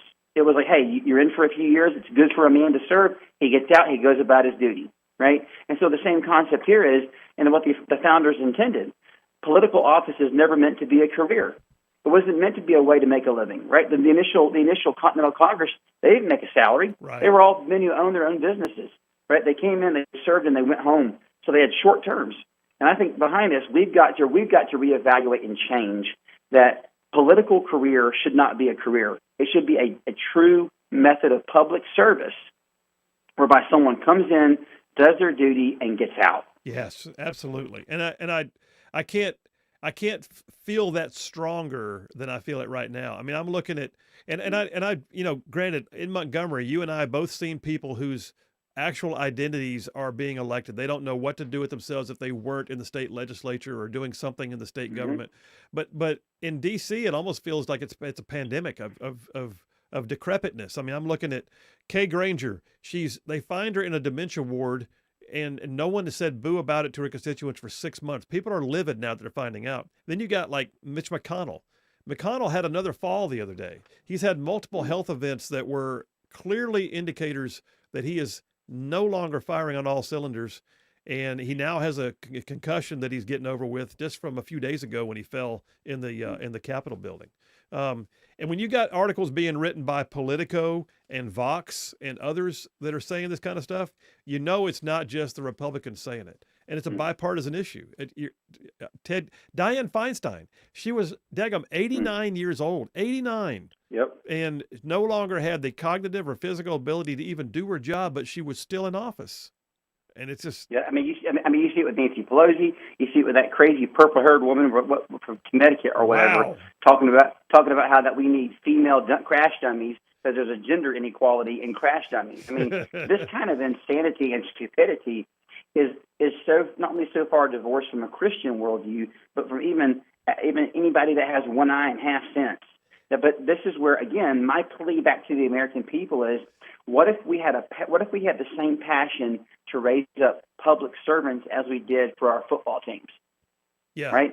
Like, don't even supersede your love for football; just match it. And what you would find is, instead of having our young people obsessed with making that next sports team, if we modeled for our young people the next debate team, the next and hey, we're gonna have a competition and work towards the next person who's going to serve the next 2 terms, and then you're done, right? But it's all about how we, as the adults in the room, instead of as Americans being obsessed with pleasure and ease and comfort and all the things that don't inconvenience me, it gets back to, right? Ask not what your country can do for you, but what you can do for your country. And it's high time, and this is my prayer as we talk about hope and faith for our future in our country, that we talk about making America great again. How about making public service great again, in the sense that this is my contribution, I'm going to do it, and I'm going to hand the baton and keep going. Hand the baton and keep going. And I see this on local government all the time, where there's a crisis in local government of a refusal or a lack of ability to know how to hand the baton off to the next generation or to the next group of people coming through who need to step into those roles of public service. Yes. And when you view power and public service as a way to give you a platform and a position of prosperity and influence that you would otherwise not have through honest labor, that's a huge problem. That's a huge problem, and you're so right. And I love the idea of passing the baton, but I think there are times though that we're going to need to have to figure out a way to literally wrest the baton out of their craggy fingers, because they won't let it go. And sure. And I don't know that we'll ever get a term limit. People don't realize we need term limits. It's the people you want a term limit that have to vote for the bill to term limit themselves, and good luck with that. Well, but the way that you accomplish that then, right? The way that you accomplish that is there has to be a fire in the hearts of the people That's to raise right. up somebody from the grassroots to run for office That's right. and be the change. That's right? exactly right. So again, you can complain about term limits, but if you're not willing as churches and community groups to raise up individuals to fund them, enable them, equip them, and hold them accountable, you're just blowing smoke, which gets back to the American people have got to take a long, hard look in the mirror. The people of Alabama have got to take a long, hard look in the mirror and say, if we really believe this, and it's not just talking points because we want to sound like we're conservative cool cats, what is the actual cost going to look like for us to accomplish this? Man, as always, I knew you'd nail it. I knew you would. I knew you'd nail it. Hey, listen, we got to take a break, Brother Ernie, and then I want to come back and change gears with you. And Christmas being tomorrow, I want to talk about faith in the public arena and your thoughts on that before we close up, all right? Let's do it. All right, we're taking a break right now. We're with State Representative Ernie Yarborough, who so ably represents the folks of State House District 7 up in the northwest part of our state. He is a ruffian. Phil Williams, Rightside Radio. Y'all stay tuned. We'll be right back.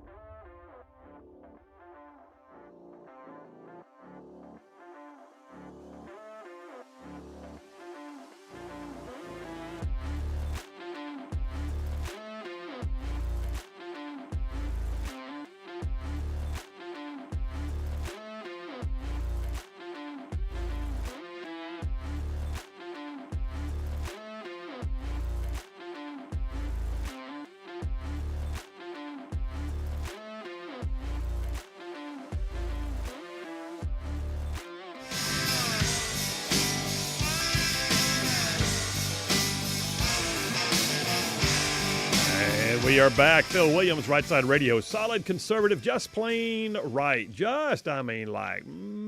Pulling pins on truth grenades. That's what we're doing. Going right back to the phones right now with State Representative Ernie Yarbrough, represents House District 7 up yonder in northwest Alabama, Lawrence, Colbert, Morgan County. Hey, so Ernie, I'm switching gears on you here real quick. I've got a segment I'm doing called Faith Rising, and there are some who are studying this and saying that Christianity in particular is sort of falling by the wayside. And yet, at the same time, there are studies saying that there are more first-time Bible buyers than ever before right now in the United States. I got some great quotes that I'll run later after you and I finished up talking about, Cardinal Dolan, especially up in New York City, talking about, faith in the public square. But your thoughts on that as we head into Christmas? I think that it's incredibly exciting to see. I believe God's at work. As you know, I lead history tours in Scotland. I love church history. There was a time in Scotland when over 90% of the people couldn't even read.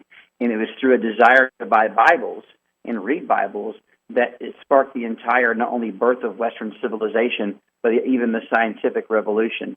And I think that knowing history is so encouraging because it teaches you what God has done in the past. It's been worse than it is now, and what God has done, and it gives you such perspective. I think with all this happening with Trump and like a national awakening, what seems to be the death of mainstream media, the rise of, just like in the 1500s, right, the birth of the Gutenberg printing press, the free flow of information, all of that was they were under the tyranny of the Pope of Rome, who at that time, right, controlled financial, spiritual, and that was just the situation of that historical context. 500 years ago, people got burnt at the stake for wanting to, read the Bible in English or whatever. So a desire for knowledge and the free flow of information, right, the exchange of ideas.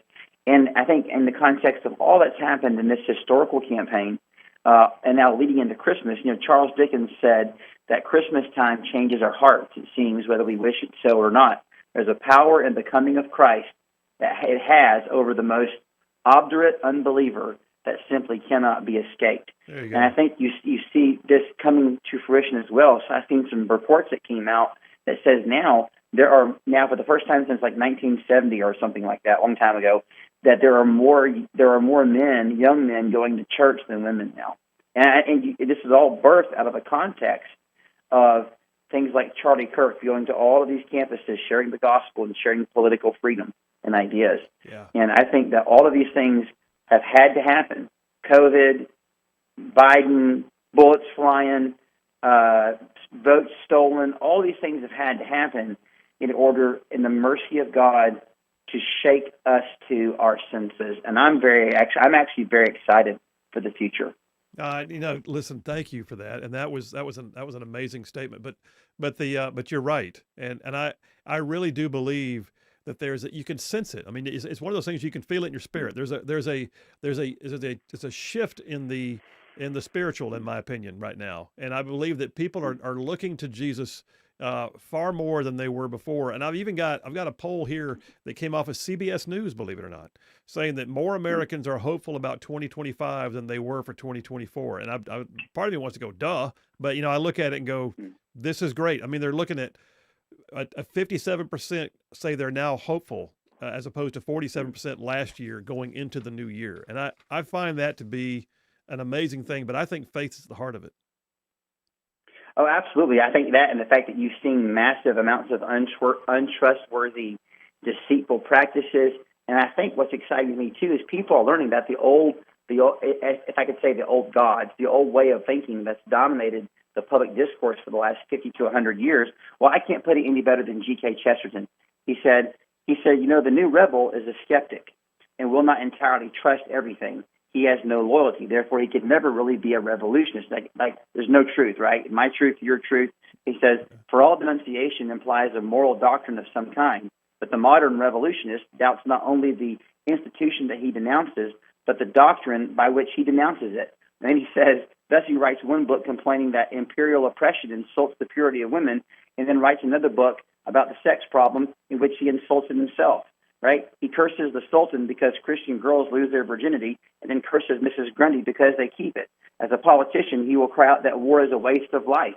And then as a philosopher, that all life is a waste of time, right? He denounces marriage as a lie and then denounces aristocratic profligates for treating it as a lie, right? He says that the man of this school goes first to a political meeting where he complains that savages are treated bad, and they say that we are animals, right? So people are learning the bankruptcy of thought and are learning to turn elsewhere to find something to believe in. Ernie, you are the man. We appreciate you. Merry Christmas to you and yours, and we'll talk to you again soon, brother. Merry Christmas.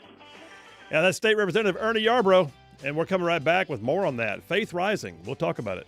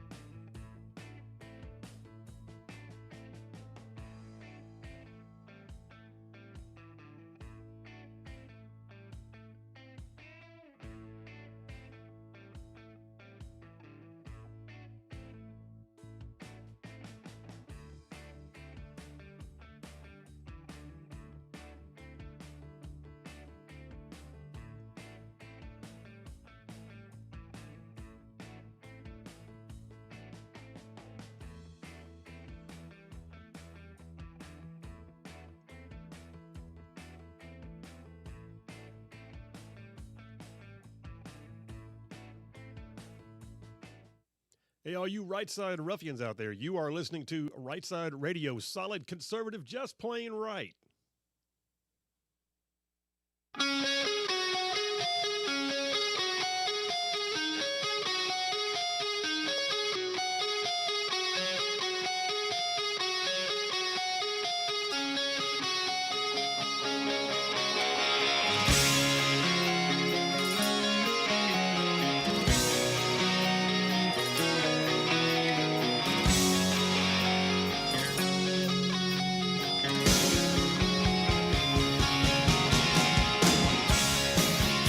And we are back. Phil Williams, Rightside Radio. Solid conservative, just plain right. Just covering down on some major ground across the northern half of the most beautiful state in the nation. This one, I am talking about it. Alabama, y'all. Alabama. And I mean to say, this show goes like way down south of Birmingham and up north of Huntsville and Tuscaloosa, back to Gadsden, parts of Georgia, Tennessee, and even Mississippi. All thrown in just for good measure. By the way, that will be changing a little bit in terms of the footprint. Just so you know, we just announced a few minutes ago or a little while ago on the show that just after the first of the year, we will be live on the air also in Chattanooga. So you can get us live daily in Chattanooga. And we're looking forward to just being a part of that. And we'll be a multi-state syndicated show and growing as we go. Now, we are also changing the footprint by leaving behind one of the stations we've been on for the last couple of years. And that's our Birmingham affiliate, 101.1. So if you are a 101.1 ruffian out of Birmingham, just know this: you are not like going to be in any way defeated from being able to hear the show. Every day live, we not only go live on the radio, but we are live streaming online, audio and video. That's the way my wife listens to it every day, just on her phone. So let me just suggest to you, if you've not already done it, go experiment with it and don't get caught off guard after the first of the year. Like, go to YouTube and just click YouTube, look for Rightside Media, and we're streaming right now. And if you haven't already done it, hit subscribe, because that not only helps you find us later, it helps us grow as a company. You can also, oh, by the way, you can do things like go to Twitter. If you're on X, Twitter, go to @SinPhilWilliams. That's my account. You go to @Rightside_media. That's the corporate account. We're streaming there. You've also got our website, rightsidemedia.org. All this stuff, every one of those has the ability for you to stream the show. So 101.1, we had contract renegotiations. We felt like the end result was we were better off saying thank you anyway. And so we have decided the option is to come off that station January 1, but we're going to Chattanooga, so that's cool. Anyway, check it all out. We got plenty more where that came from, and we'll keep you posted as we grow. Jeff Rowe from Indiana's on line one. Jeff Rowe, how you doing, man? Merry Christmas almost to you. Merry Christmas to you and your family almost, too. Yeah, thank you, man. I'm on I-64 heading toward Louisville right now. I got a buddy of mine from high school and everything is playing the concert tonight, or kind of in a bar tonight up there from this band from Nashville. That's cool. Yeah. That's what I'm doing tonight. how far are you from I mean, a lot of folks don't realize there's a whole section there they call Kentuckiana. There's so many folks that cross the river back and forth that they're in two states. How far are you from Louisville? Oh, I'm about 75 miles as the crow flies. Yeah, that ain't bad. So, downriver. Well, for you, that's nothing. You drive all these routes to Alabama every day. That's like nothing burger right there. Oh yeah, it don't take no time to get to. In fact, it takes probably less time to get to Louisville than it does for me to go to Evansville, Indiana. So yeah, about the same distance. So. And it definitely takes less time than it does for you to drive through rush hour in Nashville every day, right? Oh my gosh, I can't imagine what it'd be like today. I had to bring that up. That brings back bad memories. Well, so what's your thoughts on what we've been talking about today? Hey, term limits. Yeah. We need term limits. I mean, if they got the president term limited, I think everybody should be term limited, because people aren't intelligent enough to vote people out. They get in there and they set the war chest up, and they get all their backers and everything. And that's why you got 80, 90-year-old people in Congress that basically gets wheeled in a wheelchair and everything, because they won't give up power. Yep. And they're beholden to their masters, basically. You term limit this stuff and everything, then every so often there's going to be two fresh names at least to go into that position, and then the people can hopefully decide one over the other. I completely agree. I mean, I don't see the problem with. I'm a big fan. I used to call it the baseball rule: 3 and out. Do 3 terms, get out. But I'm figuring, something like a 10-year term for congressmen and maybe 12-year terms or maybe 12-year terms for senators maybe. Yeah, I mean, I don't see any problem with that. I mean, at 12 years, if you can't get something done in 12 years, why are you there? And seniority, if seniority is the way things run, well, by the time you reach 12, somebody else is coming in, they're fresh. Guess what? You're senior to them, so you can be the chairman. It'll all be fine. But it's, these 40 and 50 years in office is unbelievable. Yeah, I'm on the road to Turtletown right now, Mitch McConnell. So he's been in there way too long, way past his prime. So I don't remember him not being in there. That's the thing. Well, that's the way with me. I think it was in the 70s. It's unreal. I believe he's come in there. It's been a long time, so it's time. When you get to sit there and when you start freezing up and everything, it might be time to let go of power. Take it easy and go home and sit with the grandkids. I would absolutely agree. Well, listen, brother, you enjoy the show tonight and enjoy your family, and Merry Christmas to you and yours. All right. All righty. I'm in Louisville. If your wife has anybody for me to say hi to, I'll stop by and say hi. All right. Take care, Jeff. We'll see you, man. Have a good one, bud. Yeah, man. I'm going to play a sound clip here in a minute. So if you would, JP, get audio number 1 ready, Cardinal Dolan. So I'm doing this. I'm closing out with this segment today. Faith on the rise. I've got a piece from CBS News they published that came out just yesterday, actually. And it says, heading into 2025, Americans are more hopeful than discouraged and more outright hopeful than they were heading into 2024. Like they've got, looking ahead to next year, how do you feel? 57% said hopeful. And then when they asked them, to what do you credit that? Among those that were hopeful, why? And it was things like Trump becoming president, family relationships, the economy. Among those who were discouraged, why was it Trump becoming president and in politics generally? The people who are most optimistic are, generally speaking, the Republicans. New Year's resolutions were the usual kind of things about health and exercise and all that. But the thing is, I really don't think you should ever say that your hope is based in a thing of this world, because it will disappoint you. If you put your hope in people, any people, if you put your hope solely in people, at some point you'll be disappointed. If you put your hope in a thing, an institution, guess what? You're going to wind up being disappointed at some point. But the thing that they call the rock is a faith-based perspective, a faith-based worldview. And in my case, I really do believe a faith in the living God whose son, Jesus, is born at Christmas. I believe he's the way, the truth, and the life. I have no problem saying it. And I honestly and truly believe that my life is better because of it. And you might even look at it and go, Phil, I don't know that I cottoned to all that. I mean, why would I assent to something that I can't see or touch? Well, I can't see the wind, but I can see the effects of the wind, right? I can't see everything about faith is a belief in things unseen. But at the same time, I will tell you there are times in my life when I cannot explain what happened, except that it was something that I believe that God intervened on. And you can't take that away from me. If you took away everything in my life, you could not strip me of my own testimony. It's just the way it is.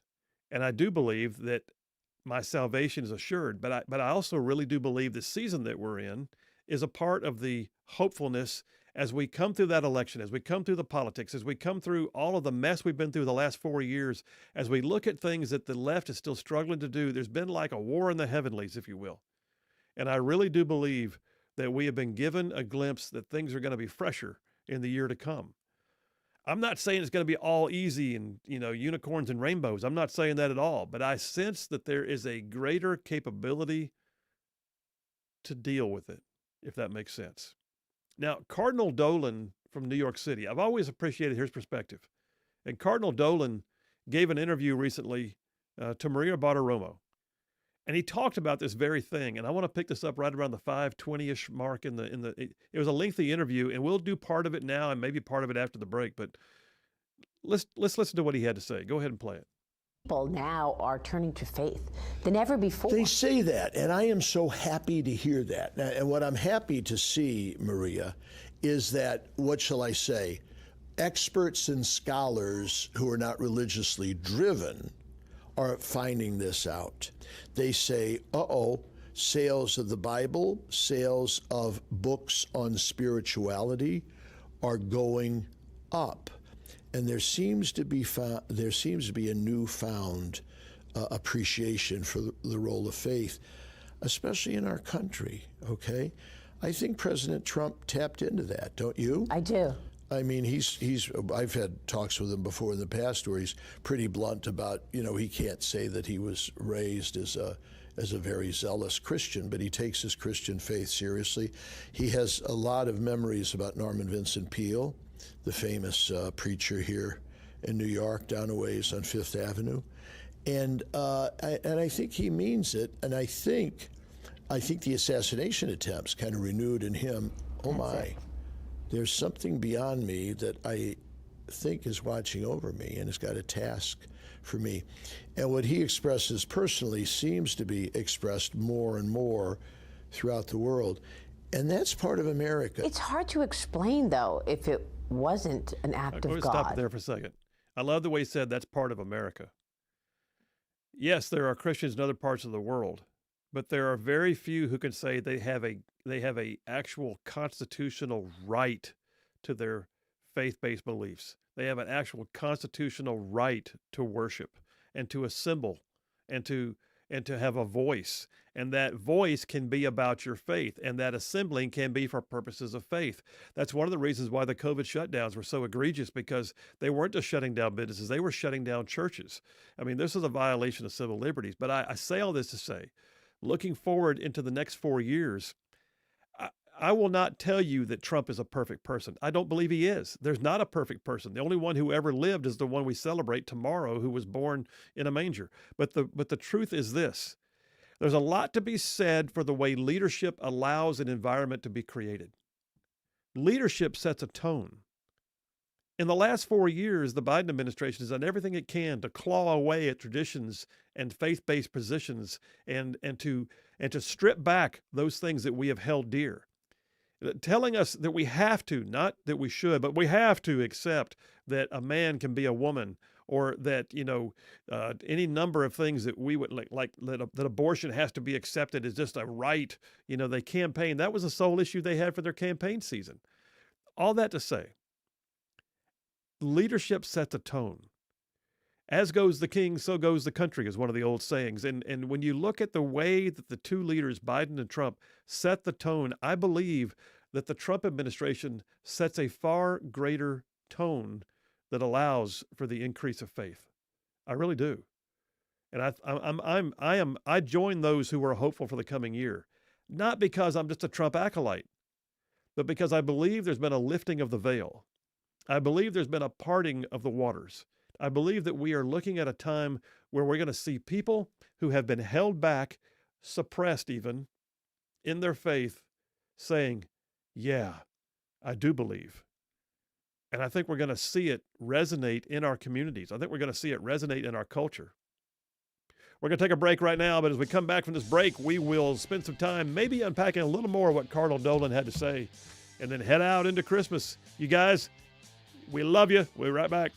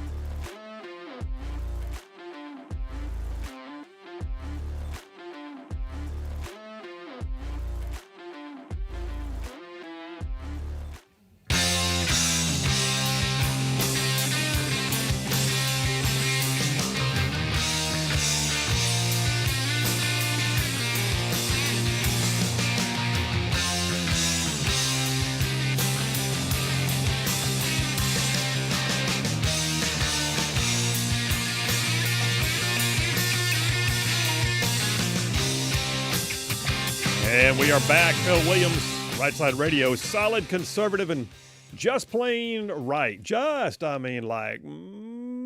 Making common sense like a superpower. Hey, we're going to go back to Cardinal Dolan just for a minute. I got a couple minutes here. I think I can take it. So let's go ahead and just play his thoughts on faith in America again. I mean, President Trump, 2 assassination attempts, and one of them because he went like this, and it just missed him. Yeah. It's hard to explain other than it was God's work. Yeah, I think of, Maria, I think of Ronald Reagan and John Paul II. Both survived assassination attempts very close to one another. And when the two of them met for the first time, Ronald Reagan said to Pope St. John Paul II, Mother Teresa told me that she thinks the Lord spared me because the Lord has something special in mind for me. And Pope St. John Paul II smiled and said, she told me the same thing. And they both believed that. And look what they were able to accomplish. Yeah. The world was changed. The world was changed for the better because of them. I mean, there seems to be a movement underway to acknowledge how powerful and important our faith is. Yes, yeah. And what it is, I think, is Americans are good at reacting to tired caricatures. Yes, you know good. what I mean? I think we saw that in the last election. Yep. And one of the caricatures that seemed to overtake American culture was that religion was superstitious at best, toxic at worst.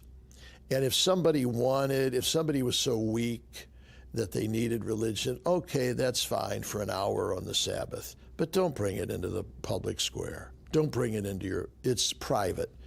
And we know in the United States that religion, it's personal, but it's never private, because what we profess as people of faith, we bring graciously, humbly, lovingly to the public square. So that caricature of religion being nasty and destructive and harmful and antiquated, I think Americans are saying we don't like that caricature. So what do you want to say to I'm people? gonna stop it there. And that I thought that was a great part of setting the tone that I talked about. Was Biden allowed for the last 4 years for the caricature of Christianity to be about Christian nationalism and extremism and all the things and how, and the things that we stand for were just, like all of a sudden you got you can't speak out about anything that violates your faith, even though it's your faith, and you're supposed to be allowed the right to speak because you have the constitutional right to do so. But no, you can't do that. And they were going to wind up changing the regulations, changing the laws, mandating things, even to the point of people losing their jobs because they just weren't, in the same mind. But never mind that it was a violation of their faith. All that to say, I really do believe we're going to see a different tone for the next 4 years, and I'm encouraged by it. And I know many of y'all are too. And it's not just about politics; it's about what the leadership tone is as we go forward that I think is so important.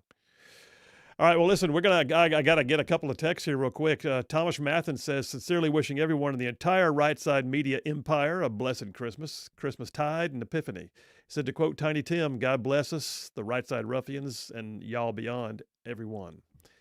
Brian from Huntsville, he says, term limits, forcing people to pass the baton, absolutely. Jeff from Arab says, great show today, Phil. Just wanted to tell you, JP, and all the Right Side ruffians, Merry Christmas and Happy New Year. Thank you very much. And you, same to you. And John from Huntsville says, JP gets an A+ for his fantastic performance. Ernie Yarborough gets an A+ for his spectacular performance, which means today's winner is obviously Phil with an A++. There was no point deductions, even though he came very close. Congratulations and Merry Christmas. Listen, we love you guys. You're an amazing audience. May the Lord God just bless you and keep you. May you just enjoy this season that we're in right now. And remember that Jesus is the reason for the season. Gift giving and all that is wonderful, and enjoy the time. But don't forget that there's a purpose and a meaning to the days that we are in. And I'm encouraged for the coming year. And a part of that is because of y'all and because the ruffian family is going to also expand when we add Chattanooga. In the meantime, have an amazing time. And don't forget, there are indeed more of us than there are of them. God is still on his throne. Y'all stay in the fight. We'll see you.